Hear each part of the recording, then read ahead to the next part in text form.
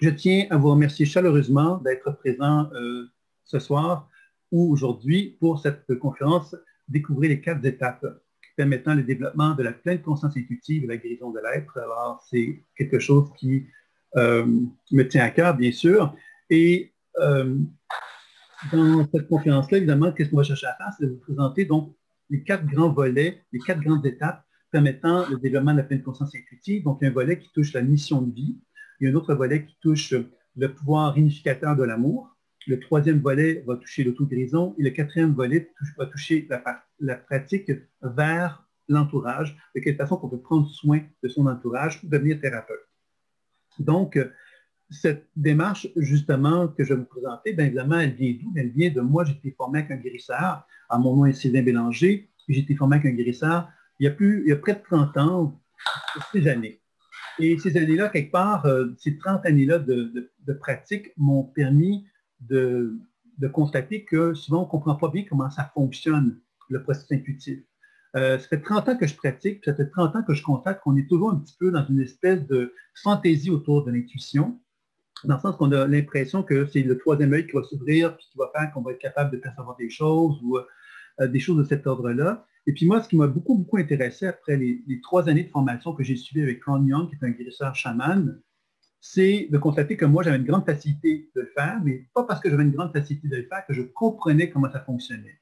Donc, après les 3 années où j'ai développé donc des habiletés intuitives et de soins, j'ai voulu à quelque part comprendre comment ça fonctionnait et j'ai nommé un outil que tout être humain possède. Ça, c'est la bonne nouvelle. Ça veut donc dire que tous et chacun, nous pouvons le développer, qui est relié à l'imaginaire. C'est-à-dire que l'imaginaire, ça me permet de voyager en moi, ça me permet de voyager dans un partenaire. Vous allez me dire, oui, mais l'imaginaire, c'est imaginer des choses.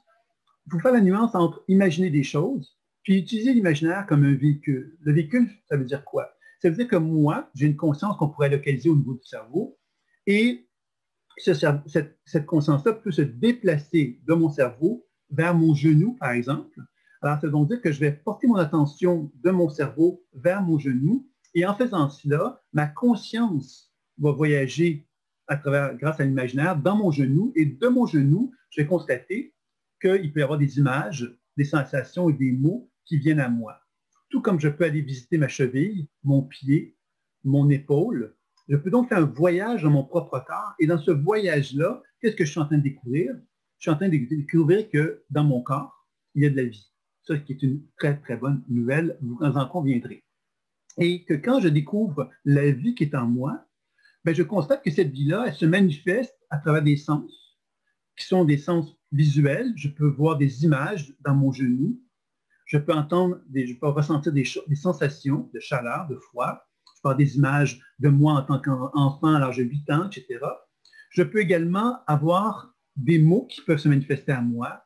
Je suis en colère, des choses comme ça qui peuvent se manifester à moi. Alors, dans la position de pleine conscience intuitive, qu'est-ce qu'on va chercher à faire? C'est d'être un témoin. Un témoin qui va prendre le temps d'accueillir tout ce qui se manifeste à moi.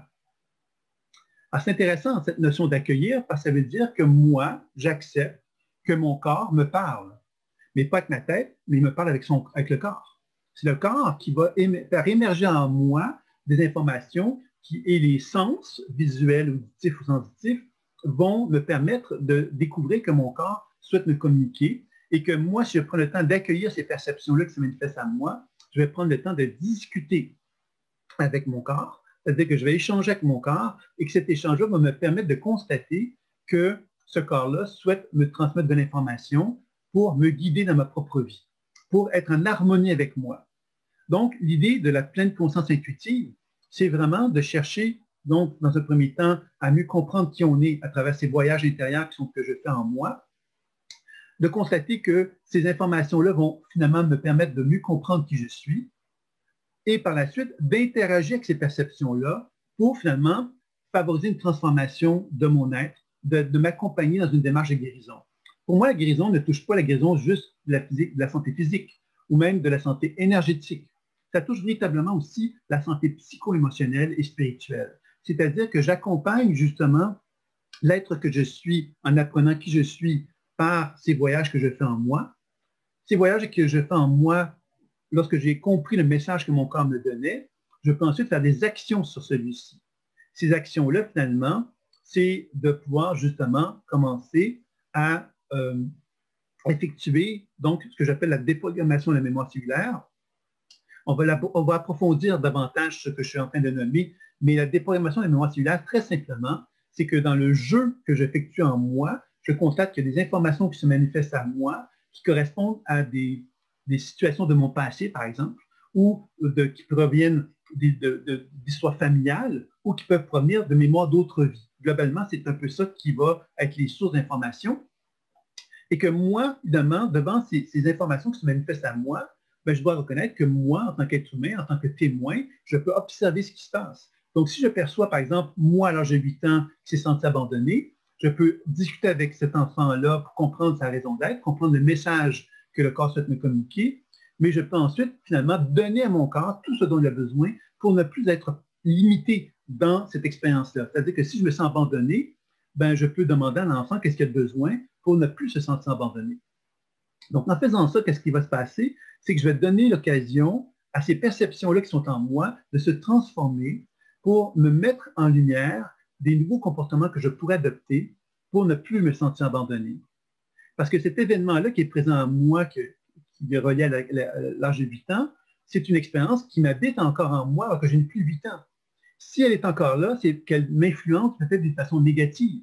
Donc, en questionnant, je vais arriver à comprendre la raison d'être de ça, pourquoi justement je me suis encore abandonné alors que j'ai plus 8 ans, mais je me sens peut-être encore abandonné parce que je me comporte justement en accord avec la blessure que j'ai vécue à l'âge de 8 ans. Donc, ça veut donc dire que je vais reproduire sans le savoir, sans en être vraiment conscient, cet abandon-là. Et que la déprogrammation va me permettre justement de pouvoir interagir avec cette blessure d'abandon pour qu'elle ne soit plus de moins en moins présente en moi et me permettre de me connecter avec ce que j'appelle le potentiel évolutif, c'est-à-dire ce qui est derrière cet abandon-là. C'est-à-dire qu'à partir du moment que je ne me sens plus abandonné, je me sens différent.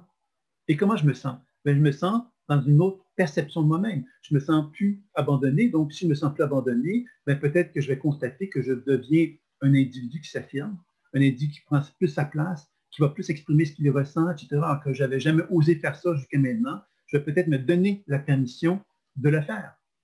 Donc, vous voyez que c'est là que ça devient fort intéressant de bien comprendre justement que la pleine conscience intuitive va donc être une façon de communiquer avec mon être pour manifester, accueillir la vie qui est en moi, sous forme d'images, sensations et mots. Et la déprogrammation des mémoires cellulaires va être une façon d'interagir avec ces perceptions-là pour les transformer, pour qu'elles soient de plus en plus en accord avec qui je suis, de façon que je sois de plus en plus en harmonie avec qui je suis, que je sois de moins en moins prisonnier de mon passé, de moins en moins prisonnier du passé de mon histoire familiale, ou même de d'autres vies, de d'autres vies. Donc, c'est à travers cette démarche-là que je vais développer ce que j'appelle l'alignement. L'alignement, c'est une position de droiture où je ne suis plus en train de vivre dans le passé, je ne suis plus en train de vivre dans le futur, je suis en train de vivre dans la vie, en accord avec ce que je suis, dans l'essence fondamentale de qui je suis. Alors, je pense que c'est très, très important de bien comprendre cela. Et il y a un troisième volet de la pleine conscience intuitive qui est les soins énergétiques.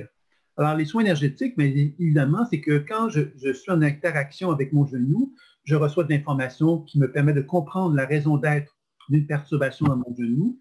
La déprogrammation va me permettre de transformer les croyances limitatives qui sont associées à un blocage dans mon genou. Et le soin énergétique va me permettre de rétablir le flot énergétique dans mon genou. Donc, c'est là que je vais commencer à me rendre compte que le processus de guérison à lequel je peux participer avec mon être, c'est un processus d'accompagnement dans lequel je cherche à favoriser la santé d'une façon optimale dans mon être. Donc là, je vous parle de mon genou, mais évidemment, la globalité de mon être peut avoir des degrés de perturbation plus ou moins élevés en l'état de lui. Et le voyage que j'effectue en moi va contribuer à réduire de plus en plus les perturbations qui peuvent être présentes en moi. Et plus je les réduis, mais plus ça me permet, moi, de retrouver une position d'équilibre et d'harmonie. Alors, vous voyez que ça, c'est ça un peu que j'avais envie de vous présenter dans un premier temps. La pleine conscience intuitive, c'est ces trois techniques-là, la lecture intuitive, la déprogrammation de la mémoire cellulaire et les techniques de soins. Et le voyage que je vais faire en moi va utiliser ces trois techniques-là. Maintenant, la pleine conscience intuitive, de la même façon, peut s'appliquer vers un partenaire.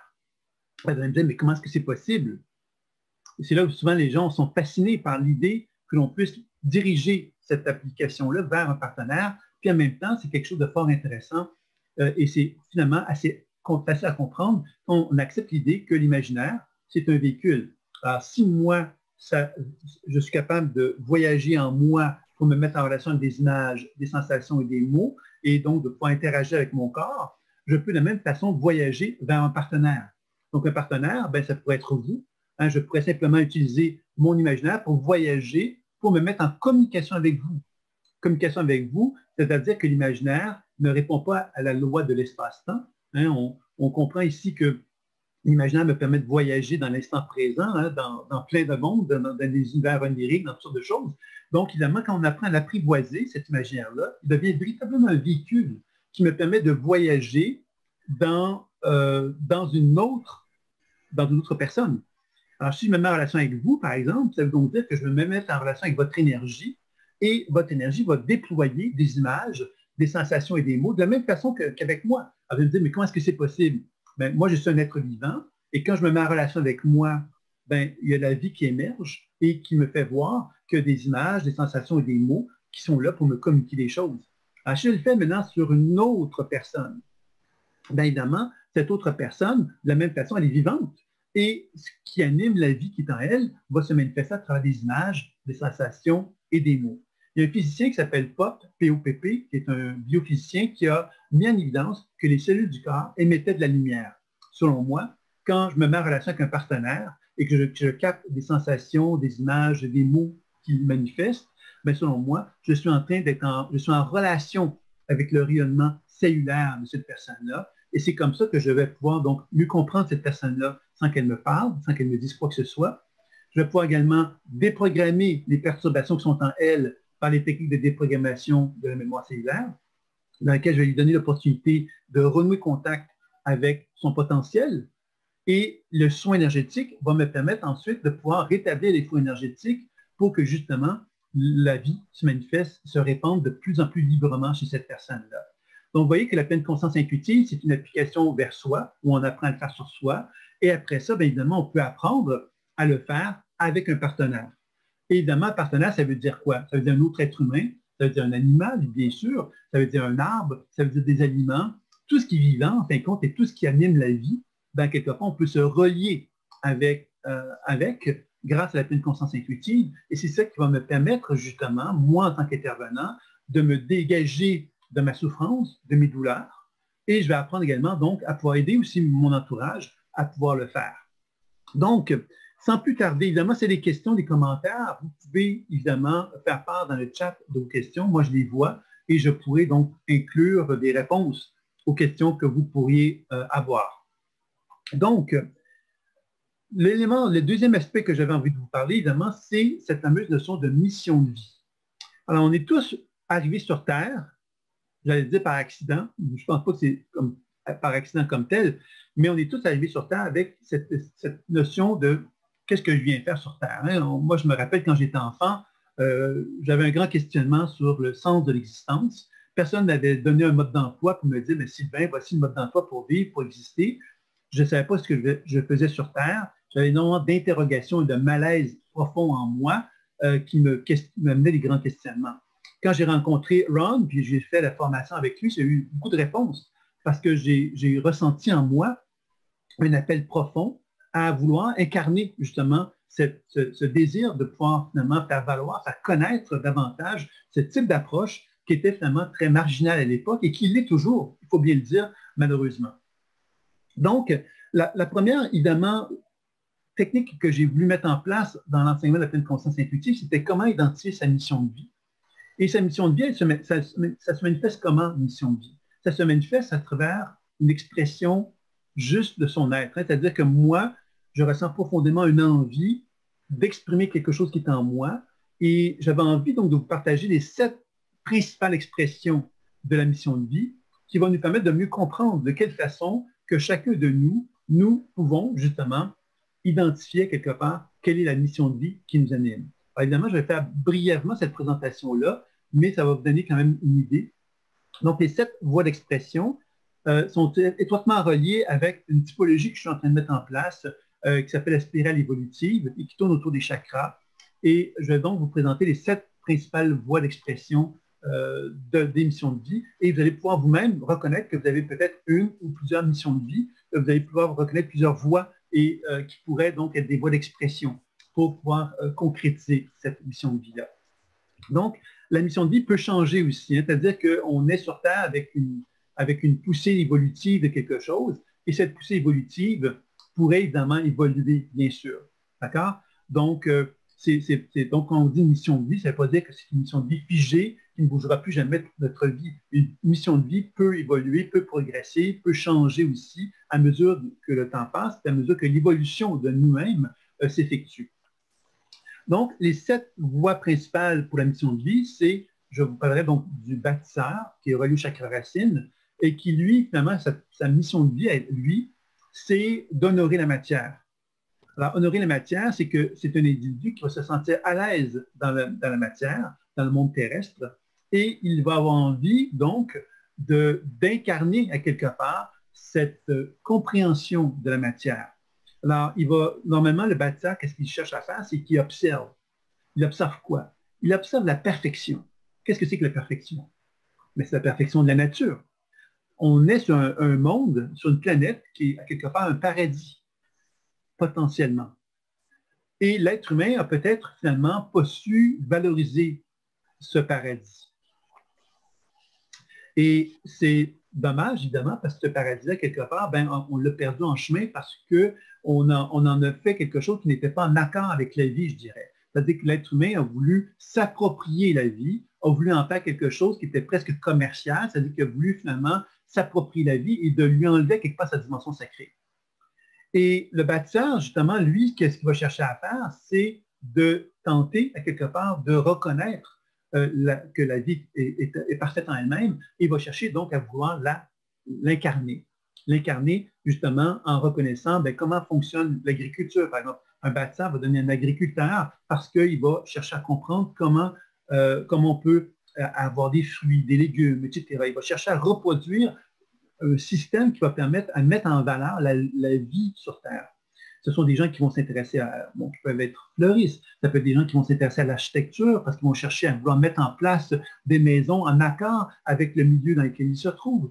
Ce sont des gens qui vont être écologistes, ce sont des gens qui vont être mécaniciens. Pourquoi mécaniciens? Mais parce que justement, ces êtres-là, finalement, qui sont très dans la matière, vont tenter de reproduire quelque chose dans la matière qui va tenir compte des règles physiques. C'est-à-dire que toute personne qui est à l'aise dans le monde terrestre peut le faire dans une conscience, on pourrait dire, mineure. C'est-à-dire que je peux me dire, tiens, moi j'ai envie de faire une maison, je veux faire beaucoup d'argent, donc ce que je vais faire, c'est que je vais faire une maison qui ne va pas répondre aux standards vraiment de durabilité, parce que je voudrais que la maison ne dure pas trop longtemps pour pouvoir en refaire une deuxième, une troisième, une quatrième, et ainsi de suite. Alors, c'est un petit peu comme une exagération en vous disant comme ça, mais pour faire comprendre qu'on est beaucoup tombé dans cette loi de croissance économique qui nous donne l'impression qu'il faut toujours faire plus d'argent, plus d'argent, plus d'argent, ce qui fait que tout ce qui est matière, souvent, va devenir de moins en moins durable.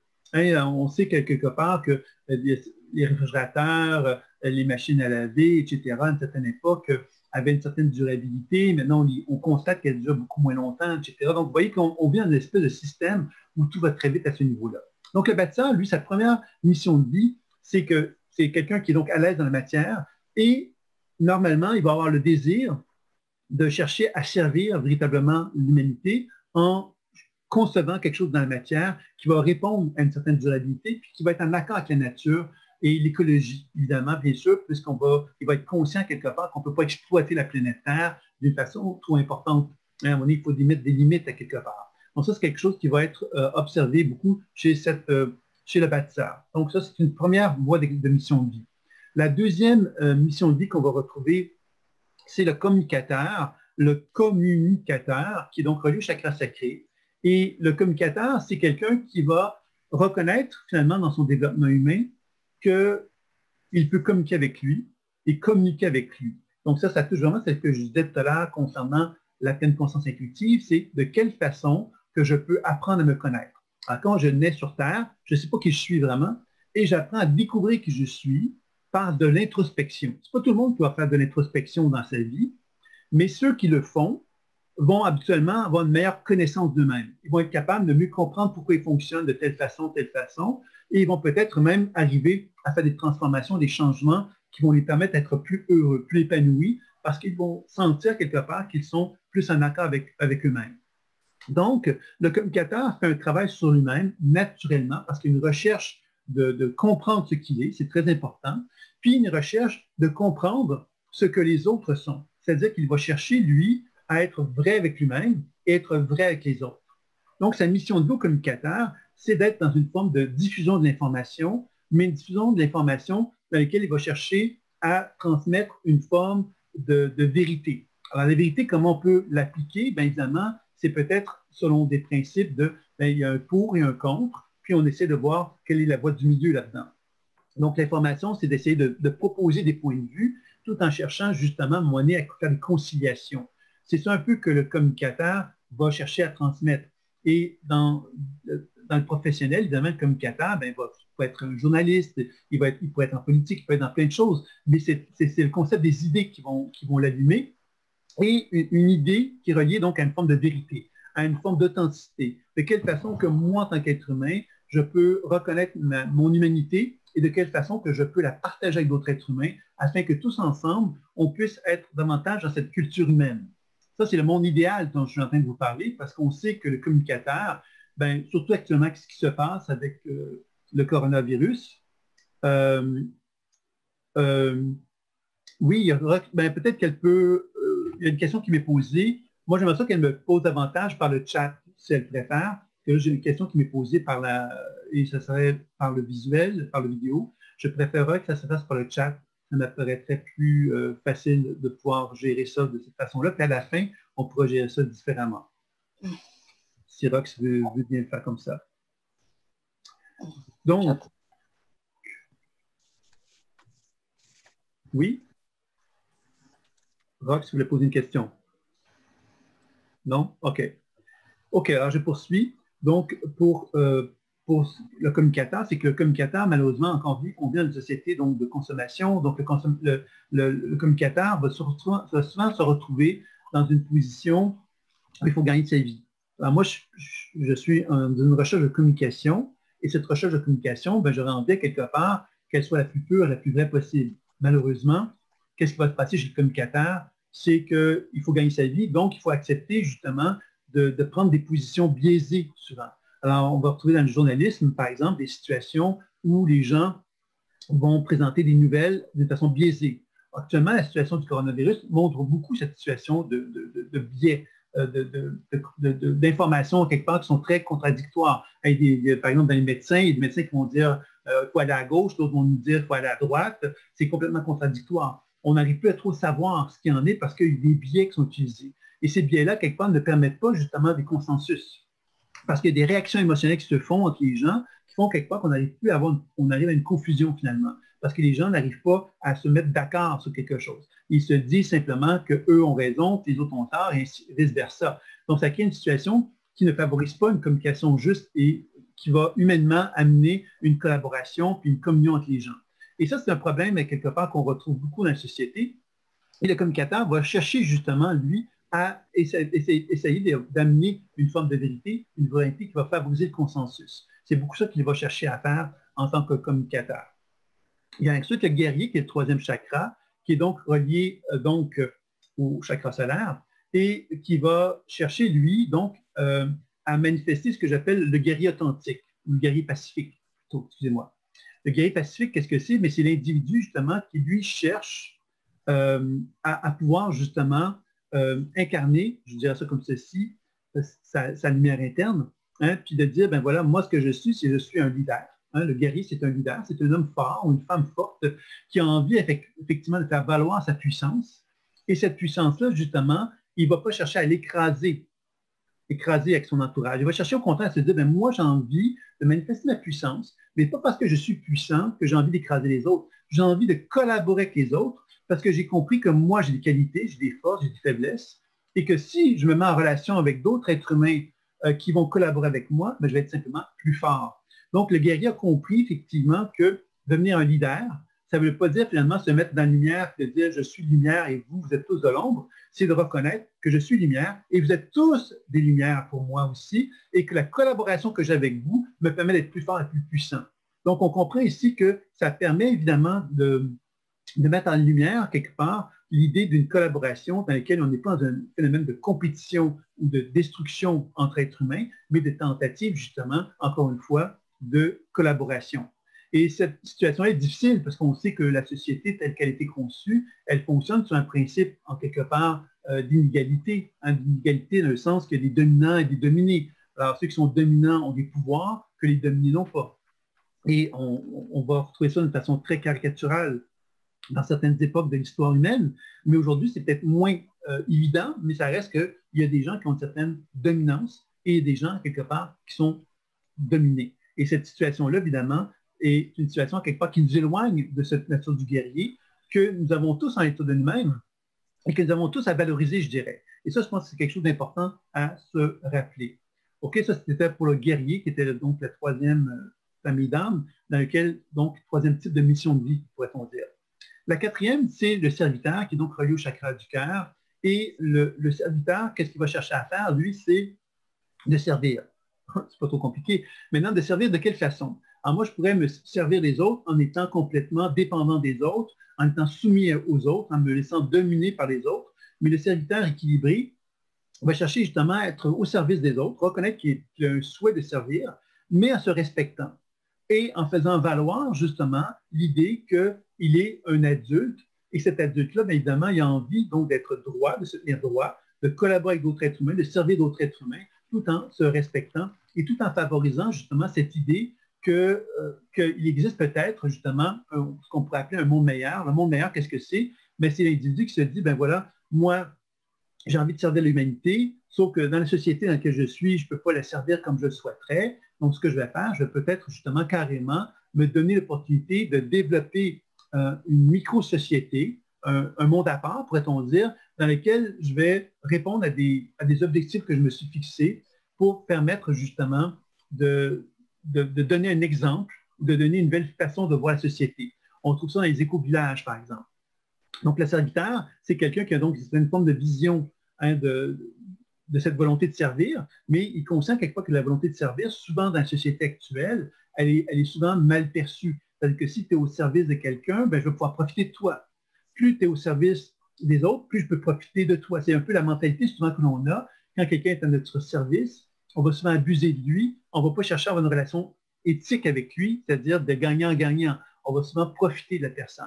Donc, la situation justement du serviteur, c'est sa faiblesse, et c'est que lui pourrait se faire happer par les autres, mais il doit apprendre justement à s'assumer. Et assumer, ça veut donc dire quelque part de reconnaître, de se dire, ben voilà, moi j'ai envie de servir, puis j'ai envie de servir dans des conditions qui sont parfaites, qui sont vraiment agréables, qui sont vraiment convenables pour moi. Et c'est ça qui va l'amener souvent à avoir une vision, une proposition qu'il va faire d'une nouvelle société, disons. Et comme il a compris qu'il ne pouvait pas changer le monde, bien, il va chercher justement à développer un monde qui va lui être davantage plus approprié. Par exemple, ça pourrait être un chef d'entreprise qui va développer une compagnie dans laquelle les règles vont être des règles plus humanistes, je dirais, que ce qu'on retrouve logiquement, naturellement. Vous voyez, ça serait un peu comme ça qu'on pourrait voir ça par rapport aux serviteurs. Alors, vous voyez que plus on augmente dans les chakras, mais plus évidemment, il y a comme une ouverture, pourrait-on dire, une forme de vision plus globale, je dirais, qui se manifeste.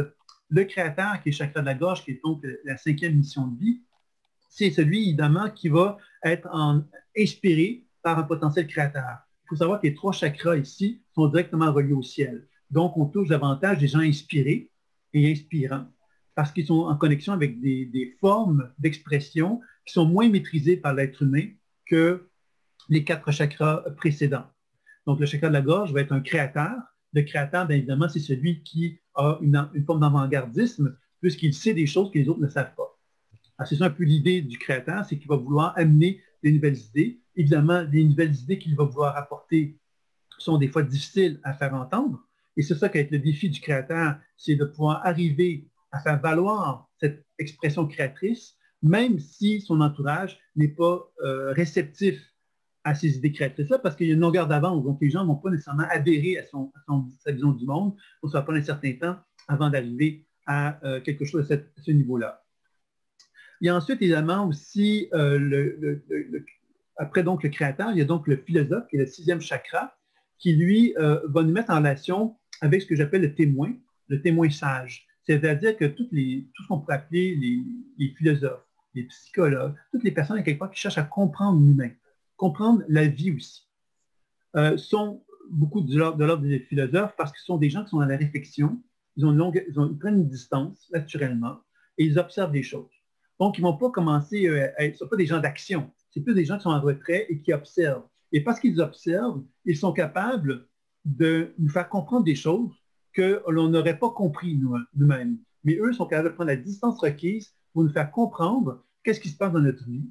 Donc, ce sont des bons coachs, des bons psychologues, des bons philosophes, des êtres qui sont des sages et des conseillers intéressants parce qu'ils vont être capables vraiment de nous faire comprendre des choses que l'on n'aurait pas compris nous-mêmes parce qu'on n'a pas cette capacité de distance qu'eux ont. Alors, vous voyez, c'est ça qu'on va retrouver chez le philosophe. Alors, évidemment, donc, le philosophe, c'est une voie vraiment très importante, hein, quelque part, encore une fois, dans la société actuelle, puisque les philosophes sont des êtres qui sont capables de nous pointer du doigt le chemin, à quelque part, de l'évolution humaine. Ils sont capables de comprendre, à quelque part, c'est quoi la position de l'humain dans l'humanité et dans l'univers. Et c'est quelque chose, évidemment, qui n'a pas été valorisé tellement, cette facette-là, parce que l'être humain est tellement tourné sur lui-même. Et là, je parle collectivement et je m'inclus en le disant pour que tout le monde se sente d'accord. C'est-à-dire qu'on est tellement tourné sur nous-mêmes qu'on a appris, quelque part, à ne pas reconnaître les lois de l'univers. Et le philosophe, lui, va beaucoup s'intéresser à identifier ces lois de l'univers, qu'elles soient d'ordre psychologique, donc comprendre l'individu, comprendre la société, mais également de niveau spirituel aussi. Il y a une volonté de comprendre et d'élargir son champ de conscience le plus possible. La 7e mission de vie, c'est le spirituel. Alors, le spirituel, évidemment, c'est celui, à quelque part, qui a donc, c'est le chakra, le 7e chakra, hein, donc c'est vraiment un niveau de conscience supérieur. C'est l'individu qu'on pourrait dire réalisé. C'est-à-dire, cet être humain-là a comme réalisé, quelque part, ce qu'il avait à faire sur Terre. Il a compris très clairement ce qu'il était. Il a très bien compris, quelque part, qu'il avait accompli quelque part sa mission de vie. Donc, ça peut arriver dès la naissance, hein, ça peut arriver à travers le cheminement de la vie où on a compris qu'on a accompli quelque chose. Et dans cet accomplissement-là, quelque part, on atteint un certain niveau de réalisation où on n'a plus justement rien à prouver à qui que ce soit ou à quoi que ce soit. Donc, vous voyez que cette mission de vie-là, bon, elle est sans doute moins fréquente, hein, on la voit moins souvent dans l'humanité parce qu'il y a beaucoup moins d'êtres humains qui atteignent ce niveau-là. Mais ce sont des gens, quelque part, qui vont finalement être des gens qui ont accompli de grandes choses et qui ne vont pas nécessairement être dans la lumière nécessairement. Hein. Ça peut être des gens qui sont en retrait, mais qui ont compris quelque part qu'ils avaient trouvé leur place dans la vie et que cette place-là dans leur vie qu'ils ont trouvée n'est pas nécessairement reliée aux êtres humains. Elle est reliée à quelque chose de plus vaste et plus global. Elle est plus en harmonie avec quelque chose comme une forme de mission de vie cosmique, pourrait-on dire, qu'eux ont compris qu'ils avaient atteint. Alors, vous voyez, ça, c'est 7 missions de vie que j'avais envie de vous exprimer. C'est cette mission de vie-là, évidemment, à travers l'expression de ce que j'ai pu vous partager, vous avez peut-être pu identifier à travers ce chemin-là que je vous ai présenté, en vous disant, mais tiens, moi, je suis très bâtissant, moi, tiens, moi, je suis très communicateur, ou moi, je suis très communicateur et très guerrier, ou vous avez peut-être pu, donc, vous-même, identifier quelque part certaines composantes de ce qui anime en vous, de ce que vous reconnaissez qui est présent en vous. Alors, évidemment, on n'est pas là pour... Je ne peux pas vous donner des enseignements comme tels pour développer davantage là-dessus, mais j'avais envie de vous inviter à prendre le temps, donc par la logique et puis par la résonance de ce que vous avez pu ressentir dans ce que je vous ai dit, de vous dire, mais tiens, moi je suis plus ceci, je suis plus cela, et donc d'arriver vous-même à pouvoir comme reconnaître des éléments. Ces éléments-là dont je viens de vous parler quelque part, ce qui est important de comprendre, c'est que on peut être un mélange de plusieurs composantes, et c'est ce mélange-là qui va faire qu'on va pouvoir toucher une couleur de mission de vie qui va nous ressembler et qui va nous allumer. La chose importante par rapport à la mission de vie, c'est qu'est-ce qui m'allume? Qu'est-ce qui fait que quand je suis couché au lit, je me lève? Qu'est-ce qui fait que je suis excité à me lever le matin pour faire quelque chose qui donne sens à ma vie? Alors, vous voyez, c'est ça vraiment la mission de vie. C'est cet élément fondamental-là à laquelle il faut réfléchir. Et à partir du moment qu'on l'a identifié, c'est de quelle façon que je pourrais l'incarner maintenant dans ma vie. Vous voyez, ça, c'est une deuxième question qui va être fort importante sur laquelle vous pouvez réfléchir. Que faire quand on se retrouve et qu'on aspire à plusieurs de ces missions? que faire quand on se retrouve et qu'on aspire à plusieurs missions? Mais c'est certain que je viens de donner un petit peu d'éléments de réponse, hein, c'est-à-dire qu'on doit prendre le temps, prendre un papier et un crayon et de justement reconnaître. Hein, c'est un peu comme, on va en parler avec le contrat sacré dans un instant. Je vais revenir sur la question que tu me poses, Sigal, dans un instant. Je vais approfondir là-dessus. Il y a Caroline qui me dit aussi quelle est la différence entre communication et philosophie, et philosophe. Communicateur et philosophe. Ben, elle est grande dans le sens que le communicateur, on pourrait dire ça comme ceci d'une façon générale, caricaturale, c'est le journalisme, par exemple. Le communicateur, c'est le journalisme. C'est celui, à quelque part, qui a envie de partager quelque chose. Quelqu'un qui est perturbé en tant que communicateur pourrait être un vendeur. Un vendeur, qu'est-ce qu'il cherche à faire? C'est d'imposer la vente à quelqu'un d'autre. Là, je fais une caricature en le disant comme ça. Hein. Ce n'est pas tous les vendeurs qui sont comme ça. Mais il y a des vendeurs qui ont le désir de te vendre à tout prix quelque chose parce que lui, ce qu'il veut faire, c'est faire un chiffre d'affaires, c'est faire de l'argent, c'est de pouvoir finalement nous vendre ce qu'il doit vendre, simplement. Alors, donc, le communicateur est donc quelqu'un qui a une forme d'authenticité avec lui-même, puis une forme d'authenticité dans son partage. Ça, c'est dans une vision équilibrée, mais souvent, il peut effectivement sombrer dans une forme d'intérêt. C'est-à-dire que moi, je suis connecté avec moi, j'ai des intérêts et je vais chercher justement à vouloir les faire valoir aux autres. Alors, vous voyez, ça serait une distinction à faire entre le communicateur et le philosophe, puisque le philosophe, lui, il a un désir quelque part c'est pas un individu qui est si connecté que ça avec lui-même. Il est davantage connecté avec le ciel. Donc, il est davantage connecté avec une forme de vérité profonde qui fait que c'est un grand intuitif. C'est un être de sagesse. Donc, il comprend des choses que beaucoup d'autres êtres humains ne comprennent pas parce que lui n'est pas impliqué dans le processus. Il est en retrait. Et parce qu'il est en retrait, il est capable de comprendre des choses que d'autres ne comprennent pas. C'est ça qu'il faut comprendre de ça. Donc, j'espère que ça te clarifie, Coraline, concernant cette question-là, mais tu pourras toujours revenir sur la question. Donc, pour conclure sur cette première présentation-là, c'est que ce que j'avais envie de vous parler, c'est le contrat de vie. Le contrat de vie amène justement cette notion de dire, ben, tiens, maintenant, j'ai identifié une ou plusieurs composantes d'une mission de vie. J'ai pu prendre le temps de regarder qu'est-ce qui m'excitait, qu'est-ce qui m'allumait en moi, de quelle façon j'aurais envie d'incarner ma lumière. Donc voilà, j'arrive à constater que j'ai le supporteur d'un futur meilleur, d'un potentiel expansif, évolutif en moi. Donc ça, c'est la bonne nouvelle. Alors, pour faire le contrat sacré, ben, on doit faire un constat. À partir du moment que j'ai reconnu que moi, j'avais envie de faire quelque chose, entre guillemets, d'extraordinaire, hein, qui est relié à ce changement-là de vie, je dois constater que mon changement de vie que je compte faire n'est pas accessible actuellement parce que j'en suis pas encore là. Donc, pour arriver maintenant à le mettre en place, ce changement-là, qu'est-ce que je vais devoir faire? C'est de faire un constat. Le constat, je vais donner un exemple, ça fait 5 ans que je ne m'assume pas et que je suis complètement dépendant de d'autres personnes et que je me laisse guider ou je me laisse maltraiter par ces personnes-là et que je ne dis rien, par exemple. Alors ça serait un constat. Je ne suis pas en train de me juger. Je ne fais simplement qu'objectiver que je prends conscience aujourd'hui que pendant les 5 années, j'ai accepté, moi, de me mettre dans une position où des gens disaient de moi. J'ai bien dit, j'ai accepté. C'est important parce que le deuxième élément, à partir du moment que je fais un constat dans lequel je ne me juge pas, c'est un constat. J'observe que pendant 5 ans, je ne me suis pas respecté, je me suis laissé imposer des choses que je n'aurais peut-être pas dû. Voilà. Responsabilité, deuxième étape. La responsabilité, c'est quoi? C'est que je prends conscience que je suis responsable du fait de ne pas avoir été, donc, en harmonie avec moi. Donc, je suis pleinement responsable. Donc, je ne suis pas en train de pointer du doigt à quelqu'un cette situation-là. Oui, il y a des gens qui en ont profité, pourrait-on dire. Mais c'est moi qui ai accepté de me mettre dans cette position-là.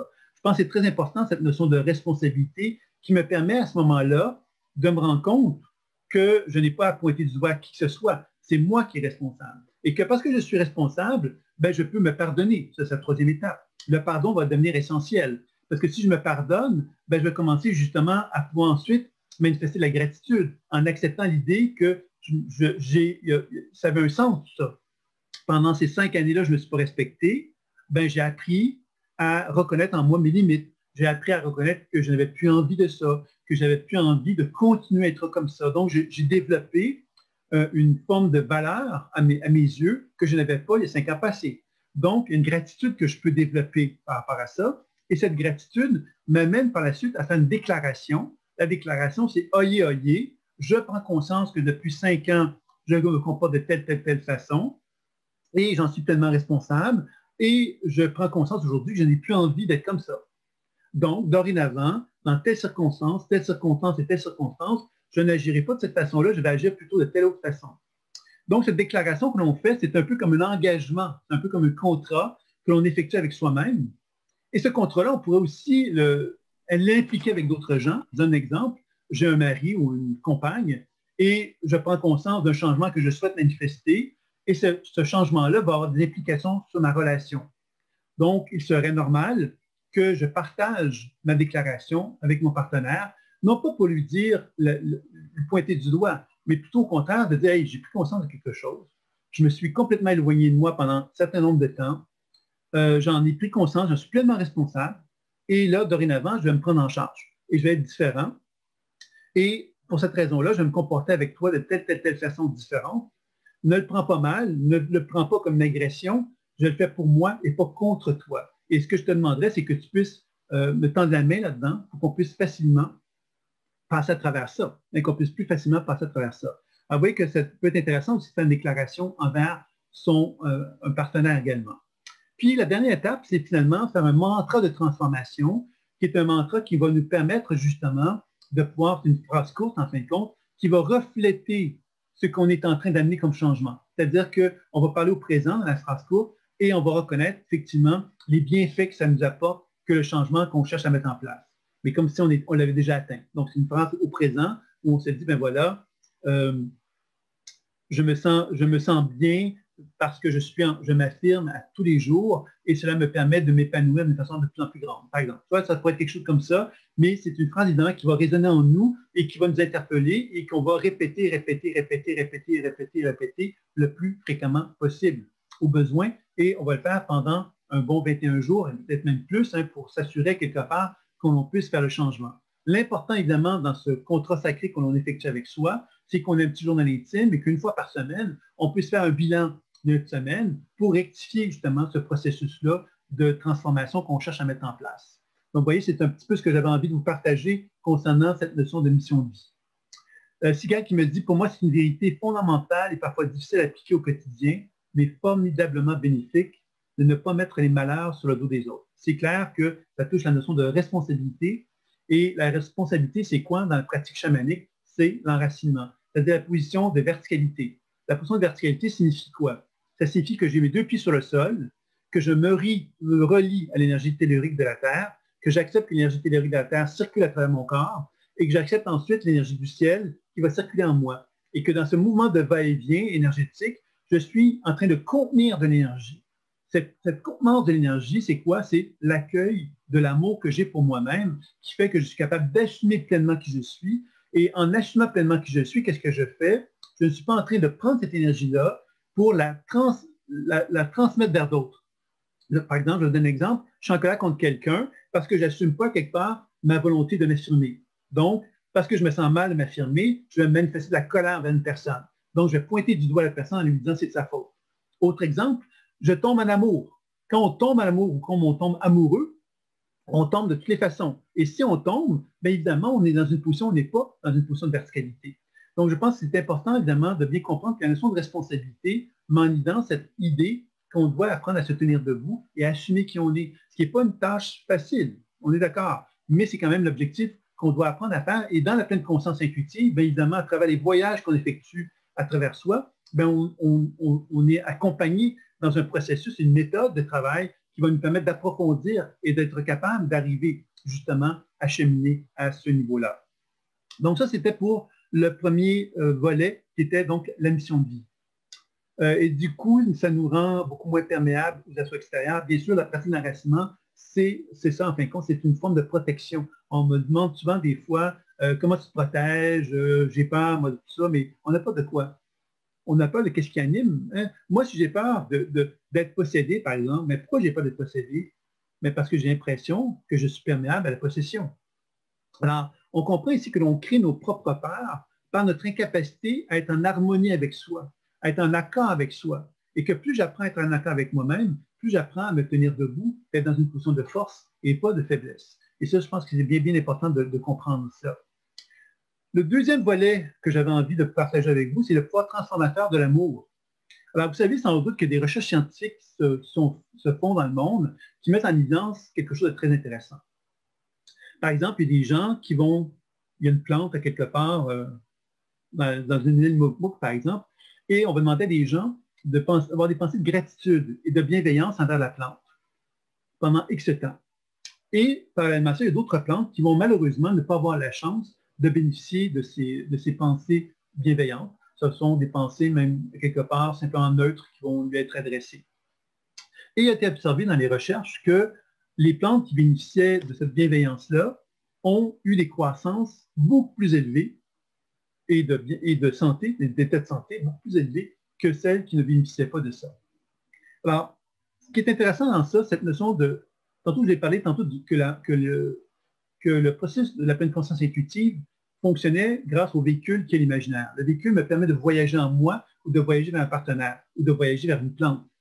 Alors, ça veut dire quoi? Ça veut donc dire que moi, je peux, grâce à ce véhicule, voyager vers une plante et de transmettre à cette plante-là des énergies bienveillantes et je vais constater qu'un mieux-être dans la plante qui va en résulter. Ça veut donc dire que moi, si je prends le temps de reconnaître que j'ai un pouvoir d'amour en moi, ben ce pouvoir d'amour-là, je peux le diriger vers des régions de mon corps qui ont besoin d'être aimées. Je peux le diriger vers les régions du corps de mon partenaire qui a besoin d'être aimé. Et on peut envisager que parce que je fais ça, j'aurai une action bienfaitrice envers moi-même et envers mon partenaire. C'est intéressant cette idée de ce pouvoir transformateur de l'amour parce que l'amour, qu'est-ce que c'est? C'est quelque chose qui unifie.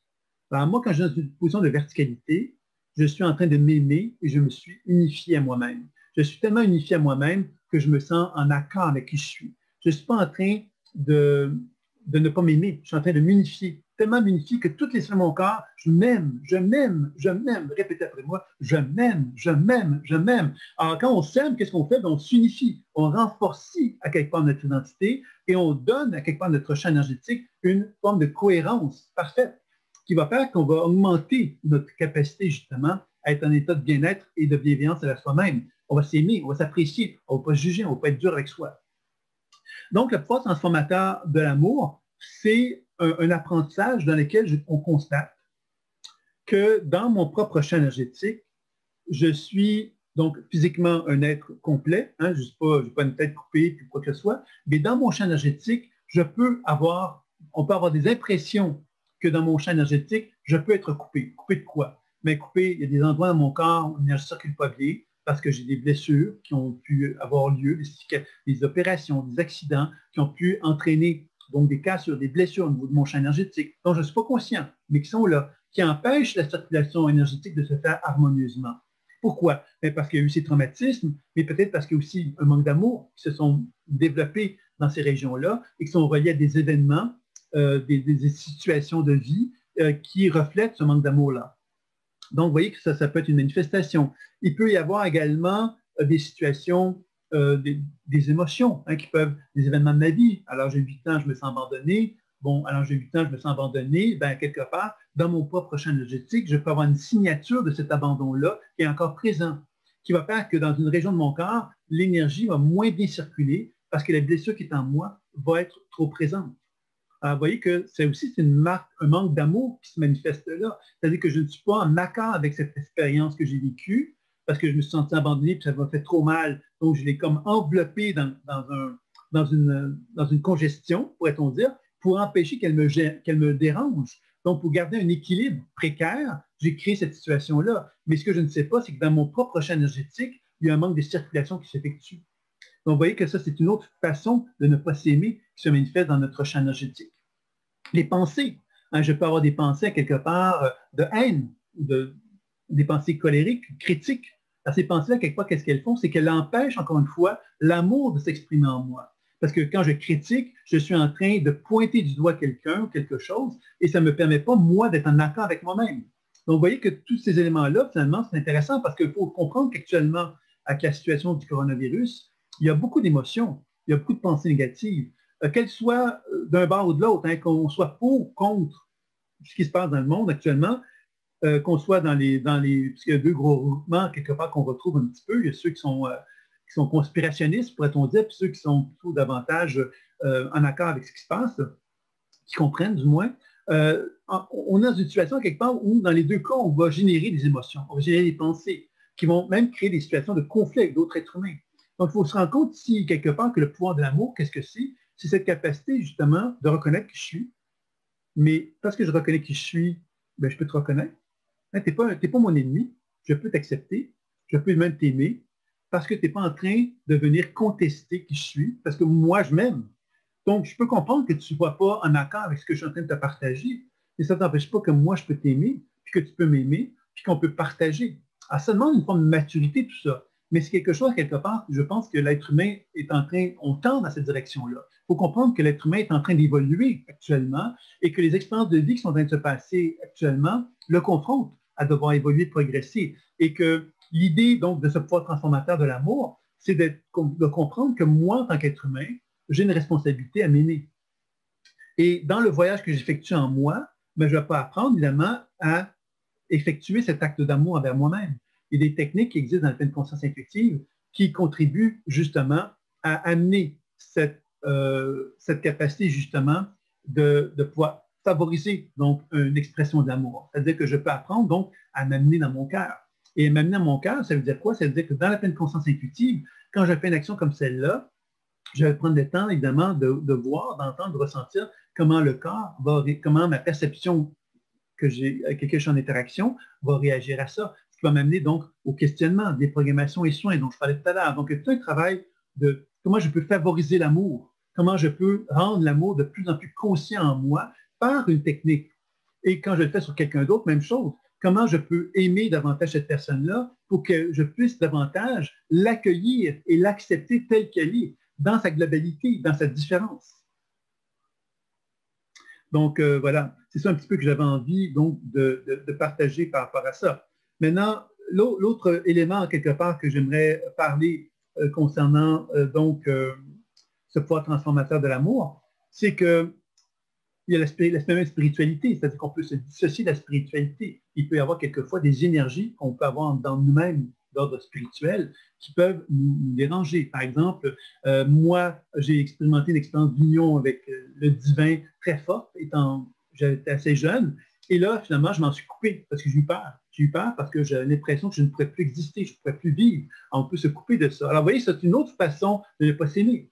J'ai une expérience forte que j'ai vécue et je m'en suis dissocié parce que j'ai l'impression que je n'avais pas le droit à ça. Donc, vous voyez, c'est tous des éléments comme ça qui vont faire qu'on va se retrouver dans un champ énergétique qui est dissocié, qui est comme coupé en morceaux, et on va apprendre à travers la guérison de l'être, de pouvoir justement réparer ces morceaux-là. Et la pouvoir de l'amour va être un élément fort important de lequel on va apprendre à comprendre la blessure, la souffrance. On va être capable de la déprogrammer et de la soigner dans un acte de bienveillance et d'amour envers soi-même. Et c'est ça, quelque part, qui est le pouvoir transformateur de l'amour.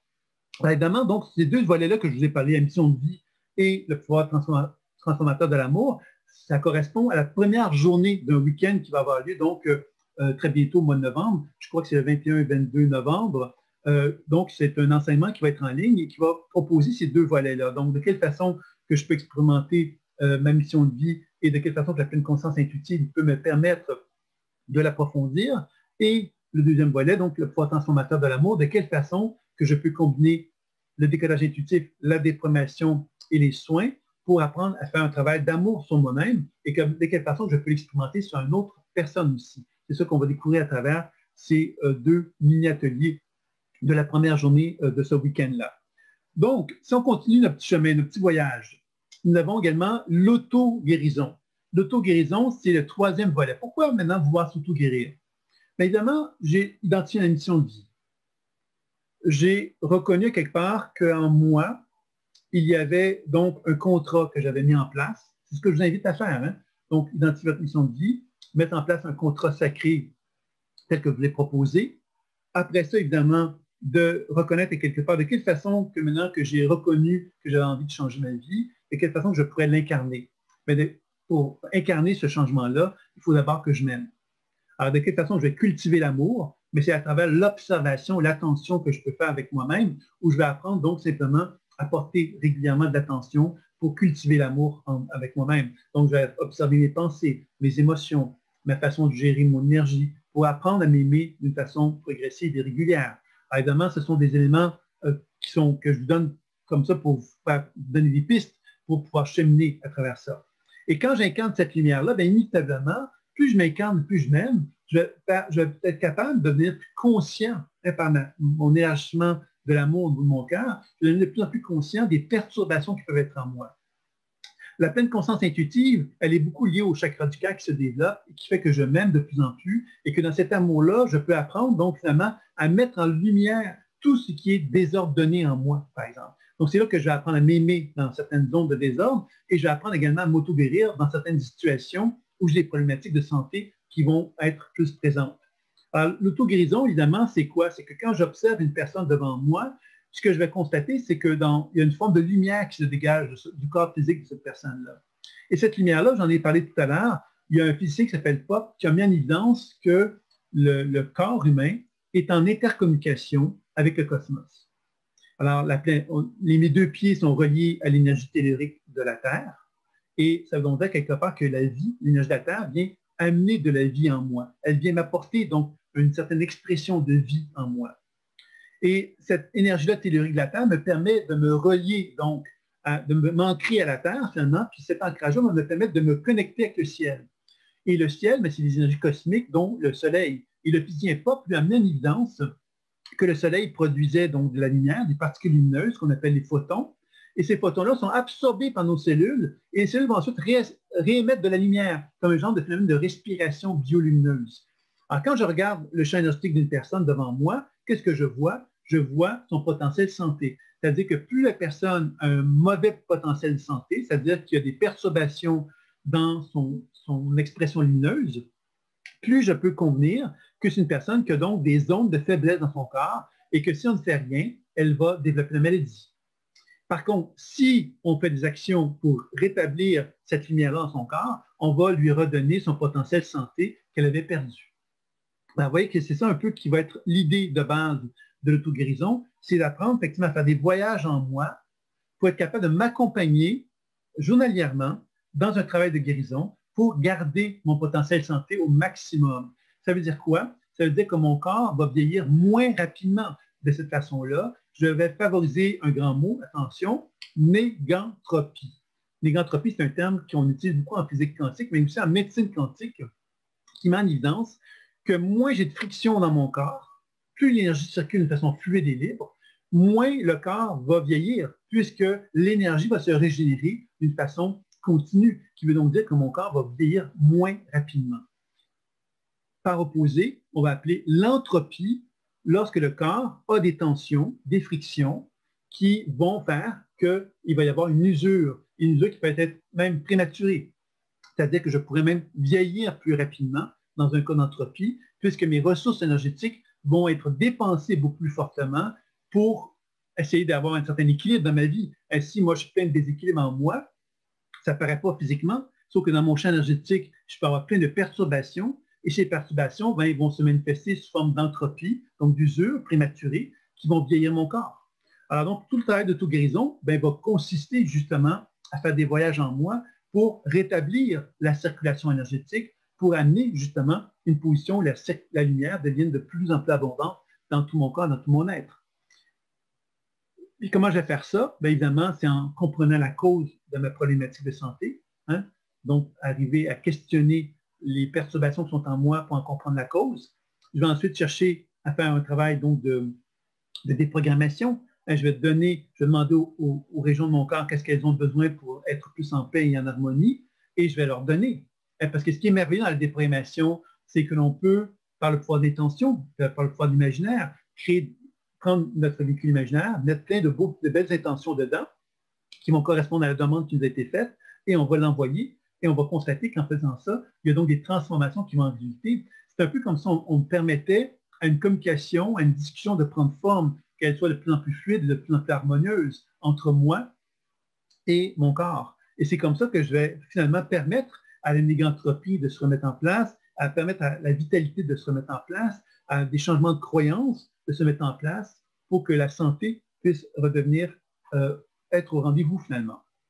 J'ai une question ici. L'amour dont tu parles est essentiel à la vie. Il nous permet d'être nous-mêmes. Bien, effectivement, c'est que l'amour dont je parle, peut-être c'est bien de définir, c'est pas l'amour dans le sens je t'aime, hein, c'est je nous aime. Et je nous aime dépasse largement qui je suis et qu'est-ce que vous êtes. C'est-à-dire, quelque part, c'est le grand tout. On parle d'un amour universel. Et cet amour universel, il faut savoir que quand on dit qu'on est tous reliés, on est tous reliés par quoi et par qui? On est tous reliés par une énergie. Cette énergie, c'est quoi? C'est une énergie unificatrice. Et cette énergie unificatrice, elle nous met dans un contexte où on est incarné dans la matière. Mais l'énergie unificatrice, qu'est-ce qu'elle fait? C'est que plus on évolue dans la conscience, plus on renoue contact avec une forme d'unité. Cette unité, c'est l'amour universel. Alors, tout le processus d'incarnation, c'est que ça nous éloigne de l'unité, on redevient quelque part des êtres distincts, et à mesure qu'on évolue, on se rend compte que cette distinction-là, finalement, elle est une illusion, et qu'on renoue contact avec cette unité-là, quand on se libère de toutes les programmations mémorielles qui nous ont empêchés, finalement, d'accéder à cette unité-là. Donc, vous voyez que ça devient très intéressant de comprendre ça, parce que ça veut dire que moi, en tant qu'être humain, j'apprends à me libérer, à quelque part, du connu à travers cette démarche-là. Et c'est l'essence même de la vie, tout à fait. C'est quelque chose de tout à fait logique, on est tous d'accord, mais en même temps, on est tous d'accord. Ce qui est curieux, c'est qu'on ne l'applique pas, malheureusement. Et je m'inclus en le disant, hein, on est tous dans le même bain, là. C'est-à-dire que cet amour universel, comment cela se fait-il qu'on n'est pas capable de la partager plus qu'on ne le fait? C'est là qu'on comprend quelque part la souffrance humaine. Et quand je dis la souffrance humaine, je pourrais parler de ma souffrance, mais je pourrais aussi parler de la souffrance, de votre souffrance, mais de la souffrance de l'histoire de l'humanité. On doit comprendre ici que chaque individu, nous sommes envahis par la mémoire collective de l'humanité. Et que tout ce processus de mémoire, finalement, fait qu'on ne parvient plus à renouer contact avec cette force universelle. Cette force universelle, elle n'est pas capable de nous atteindre parce qu'on est tout le temps coloré par plein de croyances, plein de doutes, plein de mémoires, finalement, qui nous isolent en quelque sorte de cette force fondamentale-là. Et j'aimerais peut-être vous dire, justement, parce que là, je parle de ce sujet-là, qu'il y a une prochaine conférence pour ceux qui sont intéressés, dans laquelle vous pouvez télécharger le Messager, qui est un livre que vous pouvez obtenir gratuitement en version PDF. Et il y a une conférence qui va s'appeler Devenir messager en 4 étapes, qui va vous proposer justement une complémentarité de l'enseignement que je vous propose aujourd'hui et qui va être toujours préparatoire pour le week-end du 21 et 22 novembre. Donc, si ça vous intéresse, vous êtes le bienvenu. Bon, il y a Michel qui me dit, j'ai commencé à le lire, c'est génial. Merci, merci, Michel, c'est agréable d'avoir de beaux commentaires. Je vous avoue que ce livre-là m'a amené beaucoup, beaucoup de bons commentaires. J'ai eu beaucoup de gens qui m'ont dit qu'ils avaient beaucoup apprécié. Et c'est un livre qui touche un peu ce qui se passe actuellement, parce qu'on est dans une situation où on parle de tout le processus, à quelque part, de piège que l'être humain, dans lequel l'être humain s'est mis en place. Et ce qui se passe actuellement, pour moi, reflète beaucoup ça. Et j'en parlerai davantage lors de cette deuxième conférence, puisqu'on va devoir se focaliser sur le sujet du jour, si vous voulez bien. Sigal qui me dit peut-être parce qu'il faut faire de l'effort, de se dépouiller, sans pour autant nier notre aspect matériel. Puis on me parle aussi de la mémoire, des énergies mémorielles. Donc évidemment, qu'est-ce que c'est que les énergies mémorielles? C'est que quand on parle de guérison, on parle d'énergie. OK? Moi, si je regarde le champ énergétique d'une personne, je vais voir donc une personne physique devant moi, si elle est là avec moi, évidemment, et je vais voir donc un champ de lumière autour d'elle qui va refléter donc son rayonnement cellulaire, donc son potentiel santé. Ce qu'on découvre dans la pratique, c'est que cette lumière-là n'est pas 100% lumineuse. Elle est lumière, oui, mais il y a de l'information dedans. Ça veut dire quoi, l'information? Ça veut dire que quand je me mets en relation avec l'énergie qui émane de moi ou d'une personne, je vais constater que de l'information mémorielle. C'est-à-dire, je vais découvrir que, ah tiens, dans ses pieds, il y a une mémoire d'elle, à l'âge de 5 ans, qui est triste, parce qu'on ne lui a pas donné ce qu'elle voulait, par exemple. Ah, dans ses hanches, il y a une mémoire de son arrière-arrière-grand-père qui est là, qui est mécontent pour toutes les raisons. Et dans la gorge, il y a une mémoire d'autre vie qui est là, etc. Vous voyez, c'est-à-dire qu'on constate que l'être humain que je suis est porteur d'informations qui ne représentent pas ce qu'il est nécessairement. C'est-à-dire qu'il est aujourd'hui quelqu'un. Moi, je suis Sylvain Bélanger, j'ai un certain âge, etc. Mais dans mon propre champ énergétique, je peux être animé par des informations qui vont m'empêcher de pouvoir évoluer et progresser. Et ces informations peuvent provenir de mon histoire personnelle, donc des blessures avec lesquelles je n'ai pas fait la paix. Ça peut être des mémoires familiales dans lesquelles la famille, ma mémoire familiale, donc mon histoire familiale n'a pas fait la paix. Et ça peut être des mémoires d'autres vies qui impliquent que moi, je suis en résonance avec la souffrance qui appartient à d'autres mémoires de vie. Donc, tout ça, finalement, fait que je deviens pris par des bagages lourde qui m'empêche d'évoluer, de progresser parce que je suis peuplé d'informations mémorielles qui m'isolent en fin de compte. C'est-à-dire que plus la mémoire est présente en moi, plus je me sens isolé et moins je me sens capable de me relier au grand tout. Le grand tout, c'est cette fameuse amour universel. Donc, tout le travail de la pleine conscience intuitive, c'est d'apprendre justement à voyager à l'intérieur de soi-même pour arriver justement à se dégager de tout ça. Et plus je me dégage, plus je me rends réceptif à moi-même et plus je me sens réceptif à ma capacité à pouvoir le faire sur quelqu'un d'autre. Puisque c'est ça quand même qui peut être intéressant aussi quand on veut le partager avec d'autres êtres humains, puisque plus je suis conscient de qui je suis, mais plus je deviens conscient de qui les autres sont. C'est tout à fait normal comme réflexion.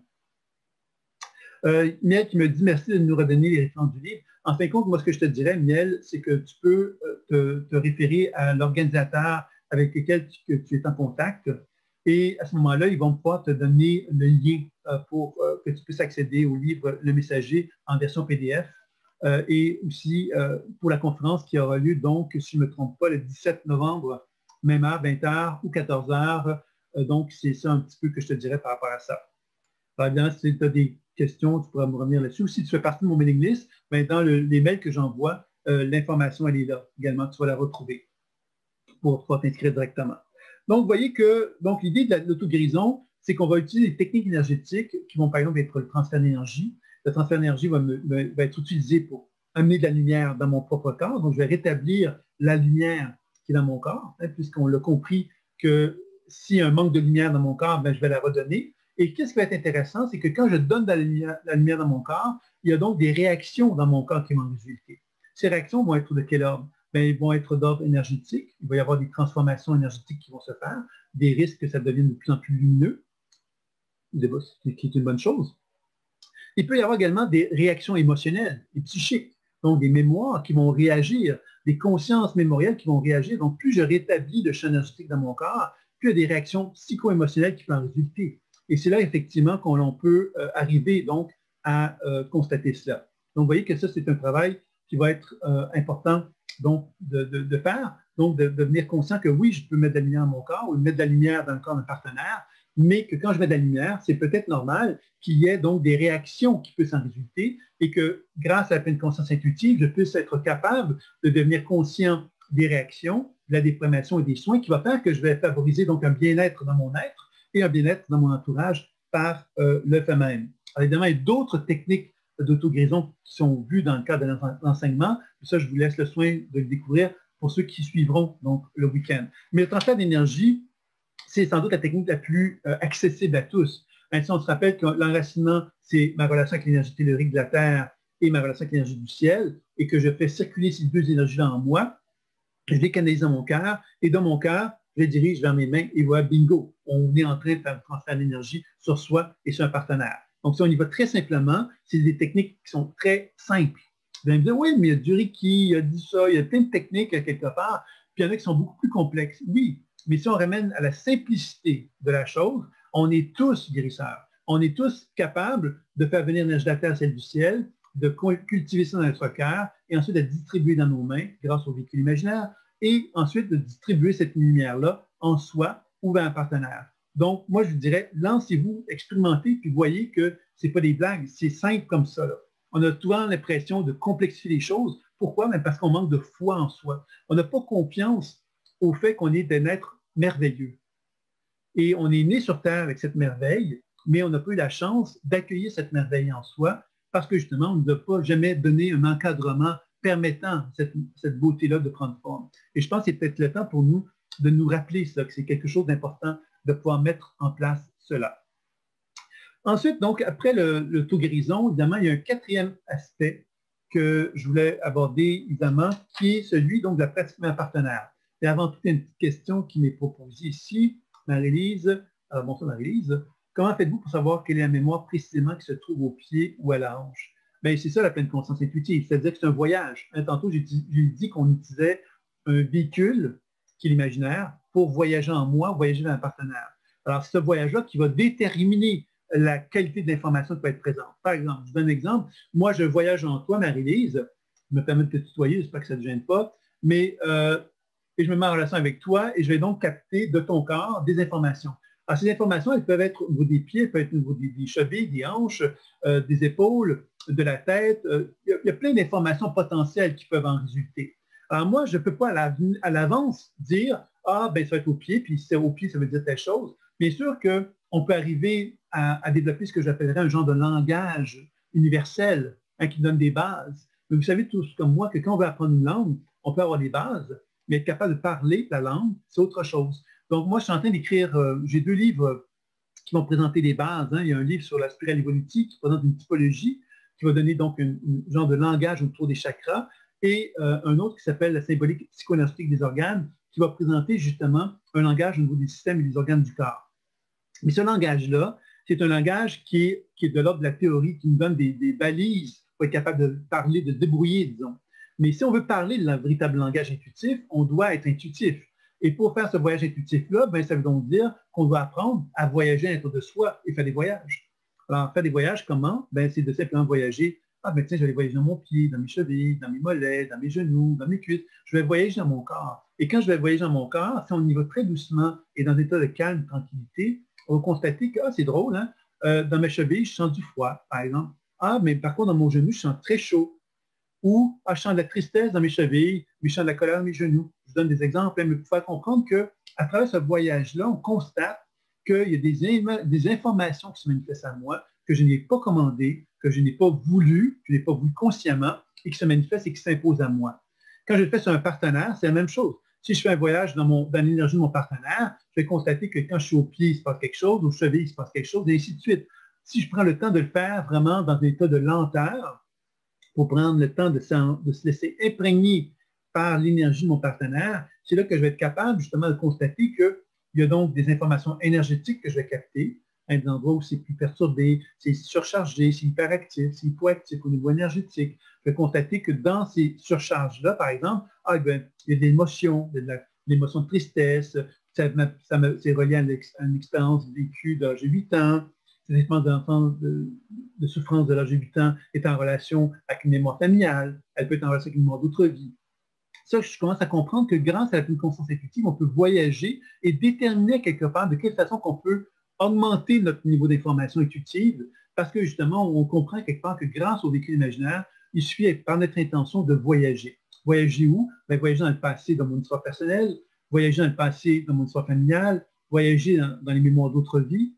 Alors, vous voyez que c'est très, très riche là, comme ça. Et ensuite, on peut évidemment voyager pour se rallier à l'âme, pour travailler, collaborer avec des guides. Alors, vous voyez qu'il y a plein de possibilités à travers ça et que tout ça se fait dans une démarche où on apprend à faire confiance à l'être que je suis. Je ne suis pas en train de donner mon pouvoir à quelqu'un d'autre. Je suis en train de me faire confiance et reconnaître ma grandeur. Et ma grandeur fait de moi un être qui peut collaborer avec des forces subtiles qui vont me guider pour me mener justement à faire un travail de guérison en plus grande profondeur.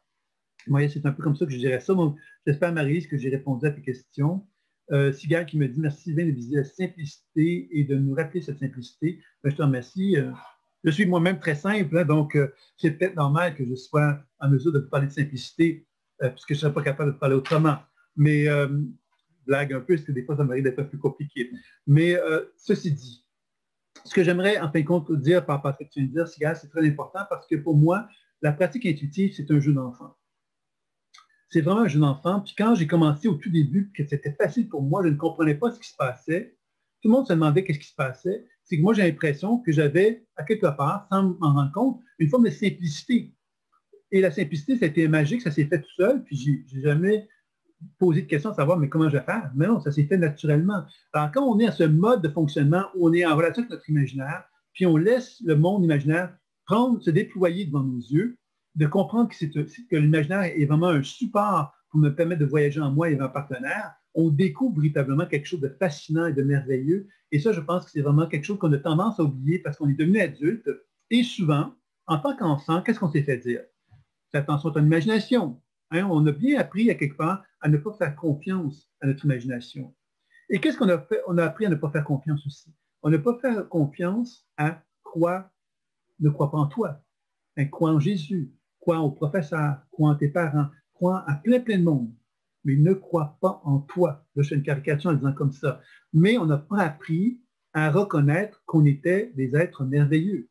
On n'a pas appris à reconnaître que le merveille qui était en nous ne faisait pas de nous un individu qui a besoin d'écraser l'autre parce qu'il était merveilleux. Ben non. je suis merveilleux, tu es merveilleux, donc on va collaborer ensemble, on est tous les deux merveilleux. On n'a pas à se mettre en conflit, on est simplement à complémentariser, à chercher à évoluer, à progresser. Vous voyez, c'est ça, je pense, cette fameuse simplicité, on l'a appris à l'oublier parce qu'il y a des traumatismes collectifs dans notre histoire de vie. Il suffit de regarder les grandes religions, qu'est-ce qu'elles ont fait dans le monde, au niveau historique, pour se rendre compte qu'il y a énormément de souffrances au nom de l'amour, au nom de la religion, au nom d'une spiritualité, au nom d'un Dieu, énormément de souffrances qui étaient vécues. Alors, c'est certain que quand on commence à toucher cette spiritualité à l'intérieur de soi, ben, il faut avoir un certain courage, une certaine forme de confiance pour apprendre à déployer cette spiritualité-là et la laisser s'exprimer. Et c'est ça un peu que la pleine conscience intuitive, je pense, amène comme démarche d'arriver à renouer contact avec cette forme de simplicité qui est un monde qui ne m'appartient pas. Hein. Moi, c'est pas moi qui a le trademark, pourrait-on dire, de ce monde-là. C'est un monde qui existe par lui-même, mais il y a des façons de le développer. C'est ça qui m'a intéressé, c'est ça que je partage dans l'enseignement. J'ai une autre question ici, Sigal, qui me dit, le discours de Jésus, d'ailleurs, de nous rappeler cette simplicité, toute religiosité, oui, toute religiosité mise à part, tu as totalement raison, Sigal, et je pense que dans tous les grands courants spirituels, dans toutes les grandes religions, je pense que la simplicité est un terme qui est mis en avant très fréquemment, mais en même temps, malheureusement, on a tendance à l'oublier, parce que quelque part, on n'a pas compris encore tous les secrets, je dirais, de la simplicité. Et je pense que c'est ça un peu que moi, j'essaye de transmettre le plus possible. Le quatrième volet donc, de la conférence de ce soir, c'était la pratique de la pleine conscience intuitive à un partenaire. Un partenaire, ça n'implique pas d'être thérapeute, ça implique également d'être simplement une personne qui a envie de se faire du bien, puis qui a envie effectivement de partager ce bien-être qu'elle peut reconnaître en elle avec d'autres êtres humains. Alors, on a vu un petit peu les éléments fondamentaux de ça. L'enracinement, qui est vraiment la première clé de départ, l'enracinement permet de faire quoi? On est en relation avec l'autre personne. Je pourrais tomber amoureux ou je pourrais m'éloigner de la personne parce qu'elle me déplaît, parce qu'elle me dérange, pour toutes sortes de raisons.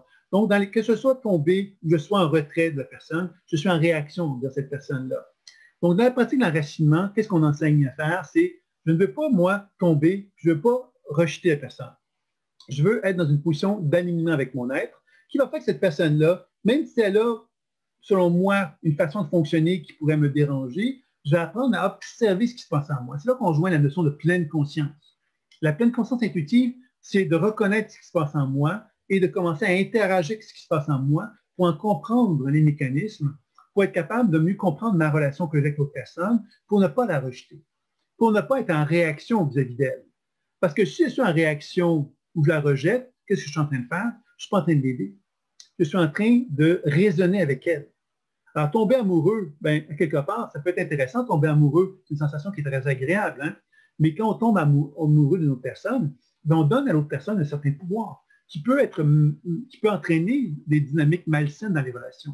Si on est deux êtres humains puis qu'on s'aime et qu'on choisit de partager ensemble l'amour que l'on a plutôt que de tomber l'un sur l'autre, bien, on crée des relations beaucoup plus favorables. On peut suivre un chemin et ce chemin-là, bien, effectivement, nous permet de cheminer, d'évoluer, de progresser. Alors moi, je pense que cette notion de travailler avec un partenaire, c'est dans un premier temps de reconnaître que moi, j'ai à apprendre à m'assumer dans l'adulte que je suis et que cet adulte-là, bien, lui a envie donc de collaborer avec d'autres êtres humains, que ce soit au niveau amoureux, professionnel, amical, familial et tout ce que vous voulez. On revient toujours avec les mêmes bases. Moi, je suis debout, toi, tu es debout, puis on peut collaborer ensemble et on va se tenir par la main pour collaborer ensemble. Alors, toutes les relations, quelles qu'elles soient, reposent sur ce principe-là. Si on ne collabore pas ensemble, qu'est-ce qu'on fait? On ne se prend pas la main. Et on ne se prend pas la main, ça veut dire quoi? Ça veut dire qu'on ne collabore pas vraiment, il n'y a pas de zone de partage. Et s'il n'y a pas de zone de partage, qu'est-ce qu'on fait? Bien, on se reconnaît simplement, on n'est pas obligé de se dire des bêtises, on se reconnaît, mais on continue notre chemin, puis on n'est pas en interaction l'un avec l'autre. On n'est pas dans une relation amicale, on n'est pas dans une relation familiale, on n'est pas dans une relation professionnelle, on n'est pas dans une relation amoureuse. On n'est en rien. En fin de compte, on est dans une relation où on ne se côtoie pas vraiment. Parce qu'il n'y a pas de rien de partage. Qu'est-ce qui va déterminer une relation? C'est cette notion de partage. Et le partage, c'est quoi? C'est quelque chose que je reconnais en moi comme une envie que j'ai. Par exemple, je suis dans une relation, j'ai envie d'être ami avec toi, mais qu'est-ce que je vais faire? Bien, je vais reconnaître que j'ai une envie, que j'ai une volonté de me lier à toi pour avoir une amitié. Alors, qu'est-ce que je vais faire? Je vais partager avec toi l'émotion qui est en moi. Ah, mais j'aimerais ça te connaître plus parce que j'expérimente du plaisir quand je suis avec toi, puis j'aimerais ça quelque part d'aller un peu plus loin pour mieux te connaître, pour arriver justement à permettre à ce plaisir-là de pouvoir s'épanouir. Et l'autre personne, elle peut nous dire, ah, ben, c'est super ce que tu me dis, parce que moi aussi, j'ai cette envie-là. Donc, à ce moment-là, qu'est-ce qu'on est en train de faire? On est en train de créer une zone de partage. Et cette zone de partage permet justement à deux êtres humains, avec bienveillance, de reconnaître qu'ils ont envie d'avoir une expérience commune de quelque chose. Et une expérience commune ne veut pas dire qu'on est tout le temps en train de se toucher. Ça veut dire que quelquefois, une personne va partir, va faire des trucs, l'autre aussi, elle va partir, et ensuite, on va se retrouver. Et c'est dans ce retour-là qu'on développe la relation. C'est là qu'on construit quelque chose qui va faire qu'on va pouvoir s'épanouir. C'est intéressant parce que cette notion, nous, on est dans le monde terrestre. Et le monde terrestre, c'est quoi? C'est moi, je suis physique, toi, tu es physique, et si on n'est pas en train de se toucher, on ne se touche pas. Est-ce que c'est vrai? On dit qu'on est tous reliés. Alors, si on est tous reliés, ça veut dire quoi? Ça veut dire que la lumière qui se dégage de mon corps, la lumière qui se dégage de ce corps-là, de cette personne-là, bien, il y a un échange qui s'effectue même si on ne se touche pas. Et même si on n'est pas dans le même lieu physique, on pourrait être à l'autre bout du monde, puis même si on n'est pas à l'autre personne est à l'autre bout du monde, on peut quand même se connecter. Ça implique des choses très intéressantes, ça. Ça veut donc dire qu'on est en interrelation constante avec d'autres êtres humains, même si ces êtres humains-là sont à l'autre bout du monde. Et de quelle façon c'est possible de devenir conscient de ça? C'est de se rappeler qu'on a un véhicule qui voyage à travers l'espace-temps, qui n'est pas limité par la notion de distance. Que moi, si je veux communiquer avec quelqu'un qui est en Chine, ben, par le véhicule imaginaire, je peux me relier à cette personne-là et pouvoir recevoir de l'information intuitive, d'images, de sensations et de mots qui vont me permettre de guider cette personne-là possiblement aussi. Alors, c'est là qu'on commence à comprendre, évidemment, que toute cette notion de voyage me permet de reconnaître que la présence, un bon enracinement, c'est fondamental, c'est vraiment une étape vraiment fondamentale. C'est ça qui va faire que je vais être capable, moi, de m'assumer dans mes besoins et qui va me permettre de pouvoir dire à mon partenaire, quelle que soit la relation que j'ai, de pouvoir exprimer à mon partenaire un sentiment, une émotion que je vis par rapport à une situation. Je vais donc pouvoir lui partager quelque chose. Et en lui partageant, ben, je lui tends la main. Et l'autre personne, ben, quelque part, ben, elle va pouvoir effectivement accueillir l'émotion. L'important, ce n'est pas de juger l'autre en disant je te partage quelque chose que je vis. Hein? Par exemple, je te partage quelque part, par exemple, une forme de je te parle de tristesse. Okay? J'expérimente une tristesse, je me sens te le partager. Je ne suis pas en train de te dire je suis triste à cause de toi. Je suis simplement en train de te partager un état émotionnel.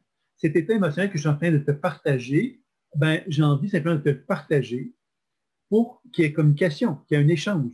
Alors, dans le processus de la relation humaine, d'une façon naturelle, on doit apprendre, nous, en tant qu'humains, à partager l'émotion. À partir du moment qu'on partage l'émotion, qu'est-ce qu'on va faire ensuite? On va ensuite exprimer un besoin.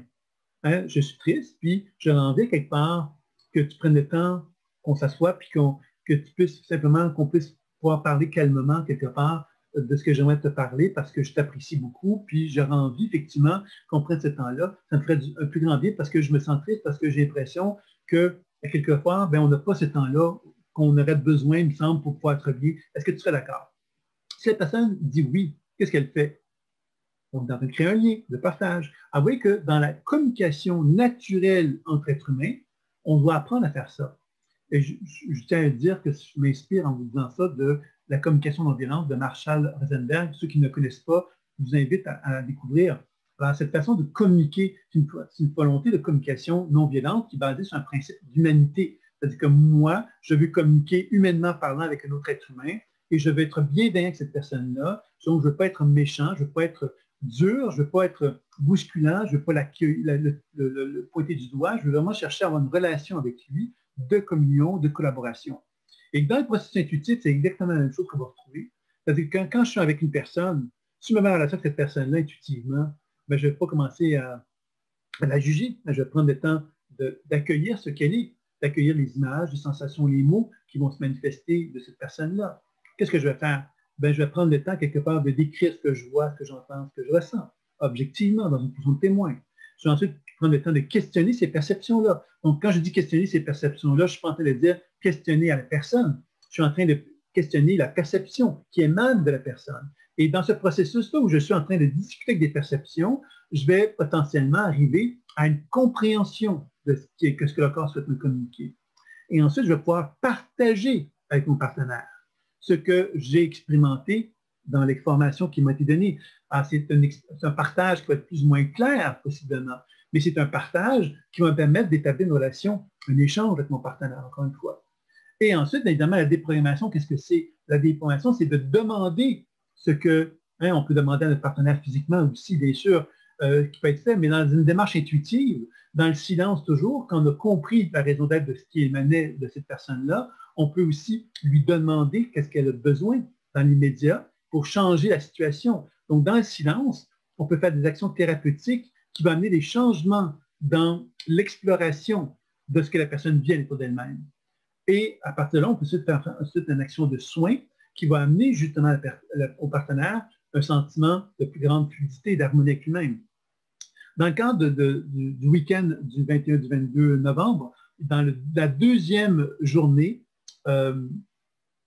excusez-moi, oui, dans la première journée, en fin de compte, dans le pouvoir unificateur de l'amour, on va effectivement expérimenter une technique dans laquelle on fait une action avec un partenaire pour expérimenter cette notion de l'amour. L'amour, c'est-à-dire de quelle façon que je peux aimer un partenaire et que je peux chercher justement à me sentir en paix et en harmonie avec lui. Alors, vous voyez, c'est quelque chose de vraiment très intéressant qui se fait à ce moment-là, qui est très intéressant d'expérimenter, même à distance, ce que la personne qui reçoit l'expérience de l'amour, comment elle le reçoit. Et on fait vice-versa. Hein? Donc, c'est très intéressant comme exploration. Et puis, évidemment, dans le dernier atelier, dans le dernier mini-atelier du week-end, ben, à ce moment-là, on va expérimenter justement un soin. Donc, on va chercher justement à faire une action plus profonde comme action sur notre partenaire. On va chercher à faire une lecture globale de son propre champ énergétique, de faire un travail de déprogrammation à chaque fois qu'on va constater qu'il y a des énergies limitatives ou des croyances limitées qui sont présentes, et une action de soin pour fluidifier l'énergie afin de favoriser donc une action de plus en plus harmonieuse. Alors, l'idée de ça, finalement, qu'est-ce que c'est? C'est que lorsque je rencontre quelqu'un, ben, je puisse avoir un regard bienveillant et amoureux envers cette personne-là, que je serai capable de dépasser mes croyances, les limitations que je pourrais avoir envers la personne. Parce qu'on sait tous, on est humain. Et dans les relations, bien souvent, on a cette espèce de regard humain qui nous éloigne de notre humanité. C'est-à-dire qu'on a le regard de jugement qu'on peut avoir envers quelqu'un. Et ce regard de jugement qu'on a envers cette personne-là nous coupe de notre relation avec cette personne-là parce qu'on est renfermé dans notre jugement. C'est-à-dire qu'on n'est pas en relation avec l'autre, on n'est pas en communication avec l'autre. On est fermé vis-à-vis de l'autre personne. Et cette autre personne-là ben, peut aussi avoir une fermeture. Donc, on n'est pas en liaison, on n'est pas en échange, on n'est pas en communication. Et ce qui crée une relation, quelque part, qui ne peut pas aller très loin parce qu'on doit inévitablement arriver à cette position de partage commun. Et c'est ça qui va finalement faire qu'une relation va devenir riche et intéressante. C'est que deux êtres humains vont partager un espace commun et cet espace commun-là, ils vont l'enrichir d'expériences, de bienveillance, d'harmonie qui vont faire que ces deux êtres humains-là vont être bien l'un envers l'autre parce qu'ils vont avoir envie d'être l'un avec l'autre, parce que justement, il va y avoir de belles expériences enrichantes qui vont constamment les nourrir dans cette idée d'un partage. Alors, vous voyez que c'est beaucoup ça qui va être recherché dans une démarche d'un partenaire. Alors, moi, je dirais que sans passer par un enseignement, qu'est-ce qui est possible de faire? C'est de faire des expériences. Hein. Vous pouvez faire des voyages, comme vous l'avez décrit tout au long de cette conférence-là, qui vous permet de vous initier en quelque sorte. Mais ceux qui veulent avoir une forme de pédagogie puis aller beaucoup plus loin, c'est certain que le week-end du 21-22 novembre va être certainement une expérience plus enrichissante, plus intéressante, puisqu'elle va vous donner l'opportunité de vraiment découvrir la méthodologie avec beaucoup plus de précision et beaucoup plus d'aisance. Surtout que dans ce cadre de week-end-là, ben, vous avez également des bonus. Vous avez comme une introduction en ligne de quinzaine d'heures de vidéos qui vous sont offerts. Vous avez également un webinaire, 2 webinaires incluant des lectures d'âme qui sont proposés. Donc, ça veut dire que moi, avec les gens qui sont présents dans la salle à ce moment-là, ben, je vais répondre à toutes leurs questions sur la pratique qu'ils sont en train de vivre suite à l'enseignement, mais je vais également aussi faire des lectures d'âme qui vont leur permettre de mieux comprendre de quelle façon que les techniques qui ont été vues lors du week-end vont pouvoir leur permettre d'approfondir certains aspects de leur propre vie. Donc, d'être accompagné en plus de ça, donc c'est quelque chose qui est vraiment fort intéressant. Pour ce week-end-là, pour ceux qui seraient intéressés donc à y participer, je vais vous inviter évidemment à communiquer avec l'organisateur qui vous a fait connaître finalement les activités que je proposais. Il y a Christine Darve qui pourrait être cette personne-là, également Dominique Carès, il y a Pascal Savary-Dulac, excusez-moi, pour la Suisse, et puis à moi-même également, avec lequel vous pouvez être en interrelation. Donc, je vous invite simplement à reprendre contact avec ces gens-là qui vont vous expliquer les conditions justement de ce week-end-là. Ah, c'est un week-end en ligne, OK? Donc, mais par contre, la distinction ce week-end en ligne, c'est que je vais être présent durant les 2 jours. Donc, c'est un week-end en ligne dans lequel je suis présent avec vous et que je vous enseigne véritablement dans un contexte direct avec vous. Et évidemment, donc, c'est ça un peu l'avantage de ça. Et en plus de ça, vous avez également donc un enseignement d'une quinzaine d'heures dans lesquelles vous avez accès donc à des enseignements vidéo qui ont déjà eu, qui sont proposés dans une formation en ligne que je propose, qui va être inclus en plus. Donc, vous avez le week-end qui va avec les replays qui sont là. Et en plus de ça, vous avez ce fameux week-end de quinzaine d'heures d'enseignement en ligne, quinzaine d'heures vidéo que vous avez en plus également des 2 webinaires que vous allez avoir suite au week-end qui vont vous permettre d'intégrer donc l'information. Et je vous offre également le livre Décodage intuitif et soins psychoénergétiques en version PDF qui va vous servir justement à pouvoir approfondir donc la pratique, la connaissance. Donc, je pense que vous avez un beau package, comme je dirais, comme on pourrait dire. Et vous avez aussi un cahier de notes, évidemment, qui va vous être proposé. Donc, ça se passe donc dans une salle Zoom comme ici, à des heures que c'est donc pour l'heure de France, c'est 13h à 16h, 16h30 à 19h30, le samedi et le dimanche. Pour les Québécois, bien, malheureusement, vous allez devoir vous lever tôt comme moi. C'est de 7h à 10h du matin et de 10h30 à 13h30, je pense. C'est quelque chose comme ça, voilà. Donc, c'est pour l'idée du week-end. Alors, vous savez évidemment qu'en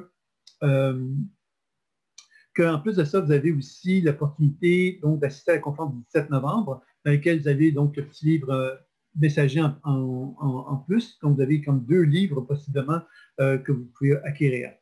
Donc, voilà, ça c'était pour ce que j'avais envie de vous transmettre. Peut-être que pour terminer, bien évidemment, c'est des questions, ça va me faire plaisir d'y répondre, mais j'avais peut-être donc l'occasion donc de faire le tirage et aussi la démonstration. Donc, je vais peut-être faire la démonstration pour commencer. Si vous voulez bien, donc, une personne, la première personne qui se présente, je vais la prendre, tout simplement. On va y aller très simplement pour la démonstration avec une personne. Donc, il y a Sigal qui va donc se présenter. Donc, le tirage, mais peut-être pour ceux qui ne le savent pas, c'est que je vais tirer donc un enseignement en ligne qui a eu lieu dans le passé, qui est 3 ateliers de 2 heures. Ça s'appelle Intuition et guérison quantique. Et c'est donc un enseignement, quelque part, qui vous initie donc à la pratique de la pleine conscience intuitive. C'est un 3 ateliers de 2 heures, donc c'est une valeur de 150 euros $. Donc voilà, c'est ça un peu qui va vous être proposé.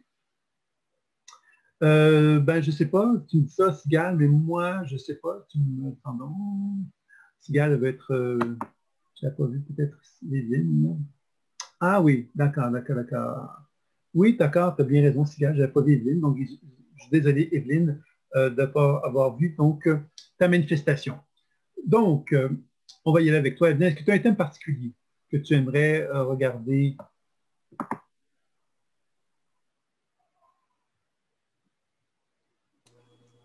Allô? Oui, ok, vas-y, oui, bonjour. c'est ça? Oui, bonjour. Oui, voilà, ça sera peut-être plus simple Okay. directement. J'étais en train de reprogrammer et je n'ai pas vraiment entendu ce que vous m'aviez dit. Je vous demandais simplement s'il y a un thème particulier pour aujourd'hui, pour l'expérimentation. Oui, qu'est-ce qui pourrait m'aider à retrouver certaines facultés que j'ai laissées enfouies lors d'une anesthésie? OK.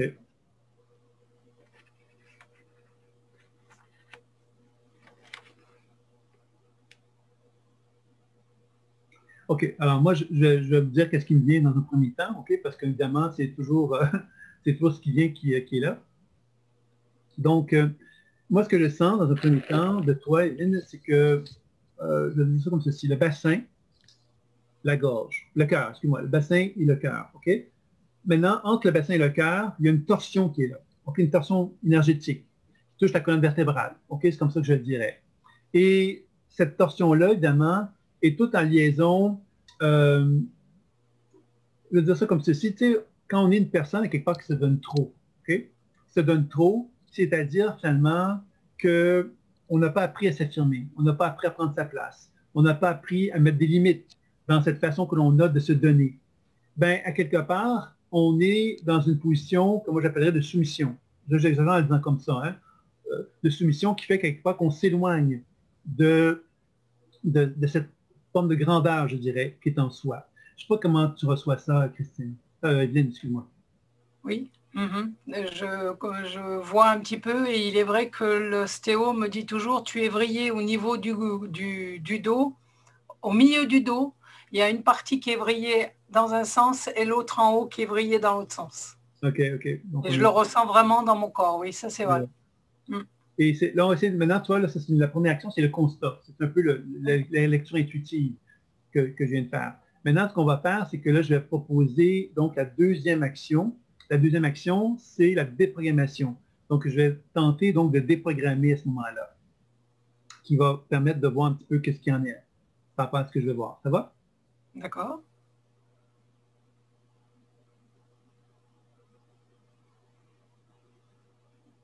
La première chose qui m'est demandé, que ton corps me demande, c'est de l'amour. Et de l'amour, pour moi, ça touche le désespoir. Okay, je fais une caricature encore en le présentant comme ça. Le désespoir, c'est quoi? C'est que je veux être aimé, mais quelque part, je ne le suis pas. Et j'ai un désespoir de ça. Tu vois, comme une forme c'est presque injurieux, c'est presque de l'injure, dans le sens que moi, je suis à genoux, j'implore de l'amour, puis la personne s'en va, elle ne me regarde même pas. C'est-à-dire qu'elle ne m'a même pas donné de valeur par rapport à l'amour que j'aurais besoin. Tu vois, comme si je sentais que je n'étais pas reconnu dans le besoin que j'étais. Donc, ça m'amène à vivre une forme de position de souffrance qui me fait dire, ben, je ne sais plus quoi faire parce que plus je me donne, plus je fais des efforts pour être aimé, moins je le suis. Ça, c'est un peu comme ça que je sens ça. Je ne sais pas si tu me suis par rapport à ça. D'accord. Mais est-ce que ça peut être justement par rapport à cette coupure par rapport au divin que j'ai et que je me sens plus en phase avec ça, avec cet amour-là? Je pense pas l'amour spécialement terrestre. Oui, mais je te dirais quelque chose là-dessus. C'est-à-dire que cet amour terrestre, je reviens avec l'amour terrestre pour quelque chose, c'est que quand on est déconnecté de l'amour universel, c'est facile pour nous de devenir déconnecté de l'amour terrestre. Parce qu'on a l'impression de ne plus avoir la valeur. La lumière cosmique, l'amour cosmique, c'est un amour qui nous remplit et qui nous donne un sens à notre vie. Si cet amour-là n'est pas présent, on peut ne plus avoir le sentiment qu'on mérite un amour qui aura une expression plus juste. Tu comprends? D'accord. Et puis moi, je pense que, je vais exagérer à te dire comme ça, puis là, je m'excuse de te le dire comme ça, mais c'est pour vraiment, parce que ça me vient comme ça, je te le partage de cette façon-là, c'est que, tu sais, le mot victime. Le mot victime, on peut se dire, ben, je suis victime du fait que l'amour cosmique m'a oublié. Je suis une victime. Je suis victime parce que quelque part, mon entourage ne me donne pas le mérite que j'ai. Je suis une victime. Et là, on devient une victime de plein de choses et qui fait que notre cœur, et pour moi, la torsade entre le bassin et le cœur vient de ça, c'est qu'au niveau du cœur, on se dit, ben moi, je mériterais d'être aimé. Mais pour mériter d'être aimé, qu'est-ce qu'il faudrait que tu fasses? Il faudrait que tu t'affirmes. Il faudrait que tu arrêtes justement de jouer à la victime.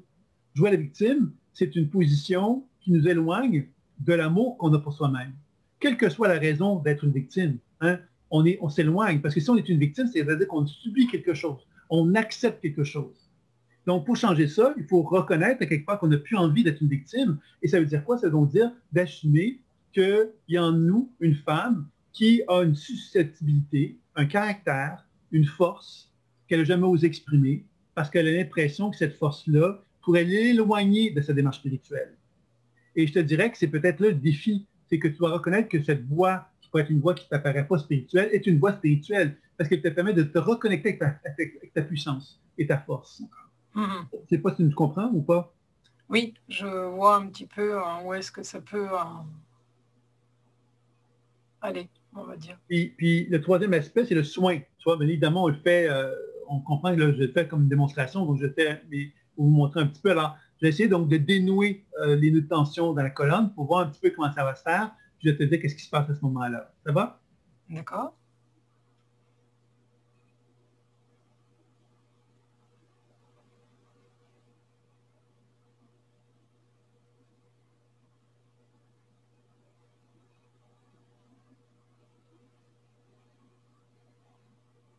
Tu vois, ça met en évidence cette notion, tu sais, un être spirituel. Un être spirituel a, par exemple, un espace qui lui appartient. Et des gens arrivent dans l'espace en question, ils prennent tout. Et quand on est un être spirituel, on se dit, ben, qui prennent tout, à quelque part, c'est pas si important que ça. Hein, c'est la matière, c'est pas grave, en quelque sorte. Et on devient finalement, euh, on accepte ça, tu vois. Et en même temps qu'on accepte ça, il y a quelque part quelque chose de l'ordre de l'injustice qui vient avec ça aussi. On doit admettre qu'il y a une forme d'injustice. Ça, je te disais tantôt, le ventre et le plexus solaire, dans ton cas, tu dois apprendre à justement renouer contact avec une force de colère. La force de colère, on pourrait dire, c'est négatif, la colère. Mais la colère, c'est une puissance qui me permet d'incarner ma lumière. Le guerrier, c'est ça. Je suis un leader et je dois réapproprier le droit d'être un leader. Si je redeviens un leader, qu'est-ce que je fais? Je deviens la femme qui mérite l'amour. Elle mérite l'amour pourquoi? Parce qu'elle reconnaît justement qu'elle n'a plus, et je vais exagérer en le disant comme ça, elle n'a plus à jouer le rôle de la femme parfaite. La femme parfaite, c'est la femme spirituelle. La femme spirituelle qui croit que pour être apte à être aimée par l'univers, par le cosmos, il lui faut développer un comportement qui est désintéressé d'elle. Et c'est un manque d'amour envers toi-même que tu manifestes de cette façon-là. Donc moi, je pense que c'est ça quelque part, qu'il faut que tu apprennes sans doute à retrouver en toi, c'est cette force de lumière qui est reliée au plexus solaire, au guerrier, que tu vas apprendre à incarner et dire, stop, ça suffit. Maintenant, je vais prendre soin de moi. Et prendre soin de moi implique à quelque part que vous ne puissiez plus me prendre à moi. Me prendre à moi, que ce soit au niveau de la matière, que ce soit au niveau émotion, que ce soit bon, ce que tu veux. J'ai plus envie de me donner. Donc, je deviens quelque part, je développe un comportement différent qui fait que ma façon de fonctionner avec les autres va devenir différente parce que je vais apparaître à leurs yeux à eux, intéressé. Intéressé à qui? À quoi? À moi. Tant mieux. Hein? Être intéressé à moi, c'est normal. On est humain et on a besoin de porter l'attention envers soi pour se protéger des autres. Si on ne le fait pas, on est finalement happé par les autres. Et surtout dans une démarche spirituelle, on peut facilement accepter cette idée d'être happé par les autres parce qu'on va valoriser quelque chose qui n'est pas de l'ordre de se protéger de l'humanité parce qu'on veut développer une vision plus spirituelle. Et des fois, on oublie notre pouvoir à ce moment-là. Et je pense que ça peut être un piège. Qu'est-ce que tu en penses? Oui, oui. Il se peut qu'au fil des années, il y ait eu des choses un petit peu de cet ordre-là, à être beaucoup plus présent pour les autres que moi directement, quoi. C'est ça. Et quand on pense à cette fameuse amour universel dont on parlait tout à l'heure, mais qu'est-ce que c'est cet amour universel-là? C'est un amour universel qui doit se remplir en nous de cette propre amour. Moi, si je veux être incarner l'amour universel, je dois incarner l'amour pour moi-même. Si je n'incarne pas l'amour pour moi-même, je ne peux pas être amour universel. Tu comprends? Alors moi, je pense que cette démarche-là va t'aider à renouer contact avec la vie en toi, te rendre plus vivante et de te donner un espace en toi. Un espace qui va te permettre de pouvoir interagir avec l'entourage d'une façon beaucoup plus efficace à ce moment-là, je dirais. Tu vois? D'accord. Mm-hmm. Ça va? D'accord, merci, oui, ça va. OK. Donc, c'est ça un petit peu. On le fait en l'intérieur de quelques minutes. Hein, tu comprendras que ce n'est pas une consultation, mais ça permet donc de vous montrer un petit peu comment la pleine conscience opère, c'est-à-dire qu'il y a le constat, donc la lecture intuitive, ensuite la déprogrammation qui amène l'action et le soin. Alors, évidemment, le soin, on le fait d'une façon très brève, mais encore là, on l'a vu qu'on parle ici de non-espace-temps, c'est-à-dire qu'à travers une action très courte, moi, ce que je vois, c'est qu'il y a des transformations qui se font très rapidement dans le subtil, et ces transformations-là, évidemment, mettent en évidence à quelque part tout un travail de potentiel. Un potentiel, c'est que plus je reconnais que ce potentiel est en moi, plus je lui donne l'opportunité d'exister et de prendre forme en moi véritablement. Et c'est ça un peu le principe de la pleine conscience intuitive. C'est que, bien sûr, qu'il peut y avoir des cas, entre guillemets, de guérison instantanée ou très rapide, mais en même temps, quelque part, bien souvent, il y a un travail d'accompagnement qui est plus sûr, je dirais, dans une démarche de guérison, puisque le potentiel de guérison va s'opérer à travers un laps de temps qui va favoriser une intégration chez l'individu. Et c'est comme ça qu'on arrive à des meilleurs résultats fréquemment. D'accord. Merci beaucoup. Oui. Ben, c'est moi qui te remercie d'avoir bien voulu participer à l'aventure. Donc, le petit tirage maintenant, puisque j'avais promis donc un tirage, je vais faire ça court, je vais faire ça simple. Je vais demander simplement à des gens de me donner des chiffres de 1 à 12. Et la première personne qui va avoir le chiffre, je vais vous montrer ensuite que j'ai écrit, je vais pouvoir donc lui dire que c'est cette personne-là qui... on va y arriver, on va y arriver. OK, attendez, j'ai un chiffre 12 qui est apparu. J'ai manqué encore une fois. Laura, je pense. C'est Laura peut-être? Oui. qui l'a fait en premier, c'est plus qu'il y a tellement une montre qui a passé que... Ah non, il y a Gobat qui a passé... Ouais, c'est Gobast, excusez-moi pour l'art. C'est Gobast qui aurait été la première personne qui avait le chiffre 12. Alors moi, j'ai utilisé mon... Je ne sais pas si vous pouvez voir sur la feuille de notes pour faire la preuve. Mon crayon n'écrivait pas très bien, mais je ne sais pas si vous pouvez voir. En tout cas, vous me faites confiance, je présume. Mais bon, je ne sais pas, je pense qu'on ne va pas très clair. Mais bon, c'était le chiffre 12 que j'avais écrit sur ma feuille. Donc, c'est pour montrer que j'avais été transparent, je n'avais pas choisi au hasard, j'avais déjà écrit à l'avance. Donc, alors, Gobas, tu prendras contact avec moi. C'est Simone. Ben, enchantée, Simone. Tu pourras prendre contact avec moi ou bien par l'organisateur avec qui tu as travaillé, qui t'a laissé l'information, ou avec, ou c'était comme tu souhaitais, comme tu le voulais. Donc, voilà. Tu pourras recontacter avec moi directement ou avec une des personnes avec qui tu es en contact. Il n'y a pas de problème, puisque je serai en relation avec toi à un moment donné ou un autre pour te transmettre les liens pour cet atelier-là. C'est 3 ateliers c'est 3 replays, en fin de compte, d'ateliers de 2 heures chacun, qui te permettent d'explorer la méthode. Donc, je pense que tu vas certainement apprécier. Ben oui, tu es à Paris, donc c'est super. Paris que je connais bien quand même. J'ai été assez souvent pour bien connaître la ville. Donc, ben, c'est moi qui te remercie, Carmel, pour tout ça, pour vous-même. Alors, j'espère que vous avez apprécié. Donc, quel est-il? Bon, on est parvenu. Ça a été quand même une conférence qui a une certaine durée, qui était bonne, une bonne durée, je pense. Est-ce que vous avez des questions avant de terminer maintenant sur bon, l'atelier, comme je vous disais tantôt, vous, comme qui avec votre organisateur, ils vont vous parler de prix, tout ça, donc ça va être plus simple comme ça. Mais vous avez donc le 2 jours avec moi en présentiel pendant le week-end. Donc ça, je pense que c'est assez clair. Vous avez le replay du week-end et vous avez ensuite, évidemment, la possibilité d'avoir donc certains bonus, dont 2 événements avec moi ensuite après qui vont vous accompagner dans votre démarche. Alors donc, c'est ça un petit peu que j'avais envie de vous exprimer par rapport à ça. Donc, je vois qu'il n'y a pas d'autres questions. Merci pour cette conférence, j'ai beaucoup apprécié, tant mieux. Pour qu'on surmonte ce mal-être, vous êtes lumière et amour comme nous tous. OK, c'est comme un message à Claudine. Moi, je vais vous dire quelque chose par rapport à ce que Miel vient de dire. C'est sûr que c'est une phrase, vous êtes lumière et amour comme nous tous, c'est super. Mais je reviens avec le mantra de transformation, dont j'ai parlé tantôt, qui est vraiment lié à qu'est-ce qui fait que moi, en tant qu'être humain, je suis en état dépressif, par exemple. Hein? Alors, je peux identifier, évidemment, que je suis dépressif pour diverses raisons. Et cet aspect dépressif-là qui s'exprime à travers moi, ben, quelque part, c'est un constat. Hein? Alors, le constat, évidemment, m'amène à me dire, ben, je suis dépressif parce que je ne me comporte pas d'une façon correcte avec moi-même, bon, etc. Donc, j'arrive à un constat. Alors, le constat, qu'est-ce que c'est finalement cette prise de responsabilité.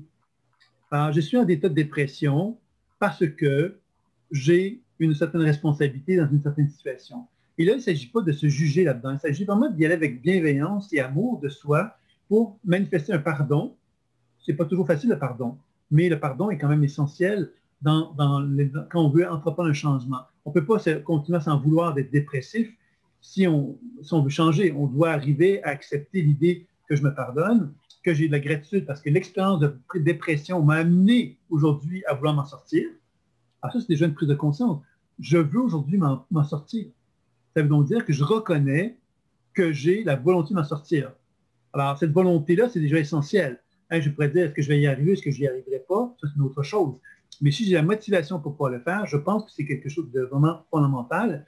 Donc, l'idée donc, de se pardonner, d'avoir la gratitude par rapport à l'expérience, c'est important. Faire une déclaration. La déclaration, c'est oyez, oyez. J'ai été déprimé pendant X temps. J'ai pris conscience que cette déprime était due à telle raison, dans laquelle je suis responsable. Je prends responsabilité de ça.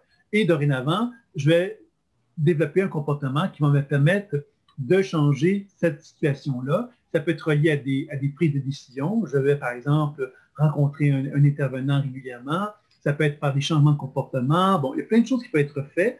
Et je vais m'accompagner. Je ne dois pas m'attendre à ce que ce soit une recette qui va changer du jour au lendemain. Je dois accepter l'idée que je vais m'accompagner 1 fois par semaine, par exemple, pour cheminer, pour voir comment est-ce que ça se fait. Et je peux amener une mantra de transformation qui va allumer la lumière, qui va allumer la lumière que je suis. Pourquoi je suis déprimé? C'est souvent parce que je me suis éloigné de ma lumière. Alors, je ne sais pas c'est qui avait écrit ce commentaire-là sur l'aspect déprimé, mais quand on s'est éloigné de sa lumière, bien souvent, c'est parce qu'à quelque part, on s'en veut.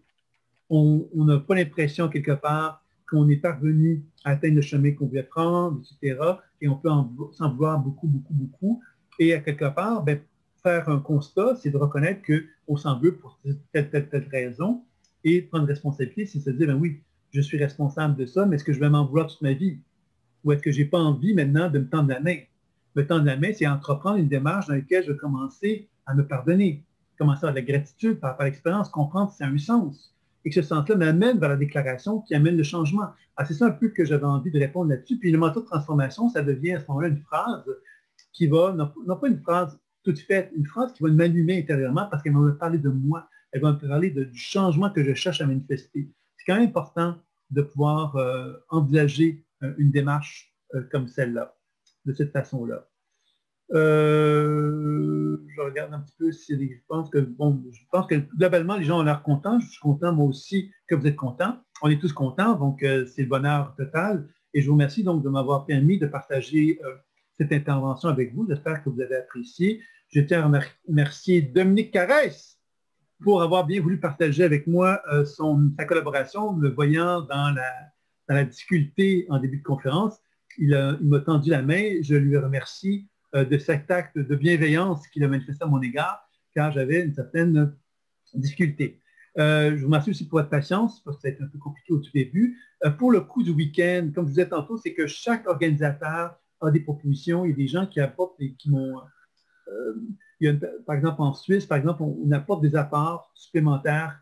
Donc, je vous propose d'aller voir chacun de vos organisateurs et ils vont faire des propositions qui sont vraiment directement reliées à leur région. Et ça sera beaucoup plus simple comme ça, de cette façon-là. Et si vous avez fait affaire avec moi, bien, vous pouvez communiquer avec moi. Puis moi, je vous ferai part de ça. Ça sera plus simple parce que, comme je dis en Suisse, j'ai une personne effectivement qui a une organisation déjà établie avec moi et elle propose des enseignements supplémentaires parce qu'elle a été formée avec moi, donc elle apporte des éléments supplémentaires. Donc, c'est pour ça que j'aime mieux que tout le monde soit à voir son organisateur pour connaître l'approche, la proposition qui sera faite. Ça sera plus simple de cette façon-là. Donc voilà. Donc je pense que j'ai tout dit. C'est un brillant qui a levé la main. Ah, d'accord. Mais je ne la vois pas. Est-ce que tu peux me lui donner accès ou tu ne la vois pas lever sa main? Brillant, tu appuies sur ton micro et tu parles. Alors, j'espère que ça va être une question brillante, hein, c'est une blague. Un peu moche, je sais, mais bon, c'est la face. Je te cherche brillante, je ne vois pas.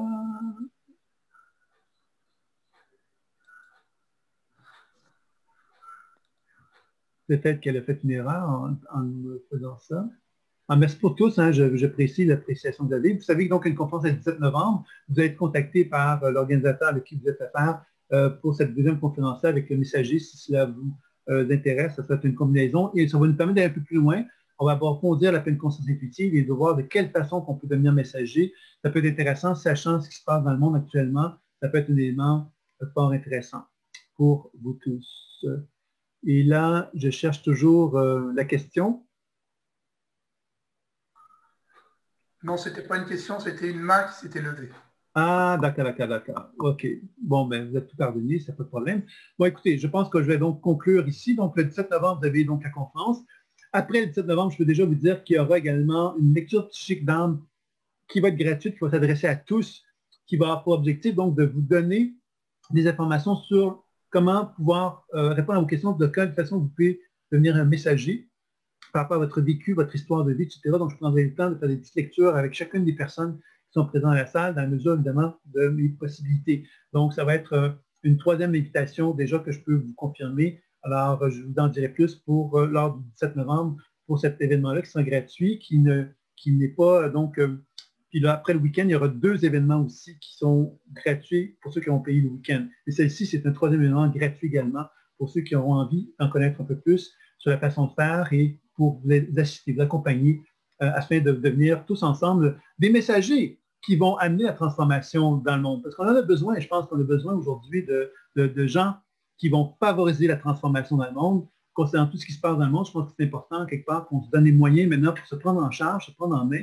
et amener un changement dans notre vie. C'est ce que je me souhaite, c'est ce que je vous souhaite. Et je vais donc vous souhaiter une belle fin de soirée, une belle fin d'après-midi pour les gens du Québec. Et évidemment, je me tiens à votre disposition. Pour des consultations, j'en propose également en ligne. Par le biais de vos organisateurs, vous pouvez aussi me solliciter. Donc, il n'y a pas de problème. Et puis, pour la conférence du 17 novembre, ça me fera plaisir de vous retrouver. Et pour l'événement qui suivra également pour la lecture psychique d'âme en groupe que je ferai par la suite, ça sera un grand plaisir également. Donc, je vous dis à très bientôt. Profitez bien de la vie. Aimez-vous. Aimons-nous ensemble. À bientôt. Au revoir.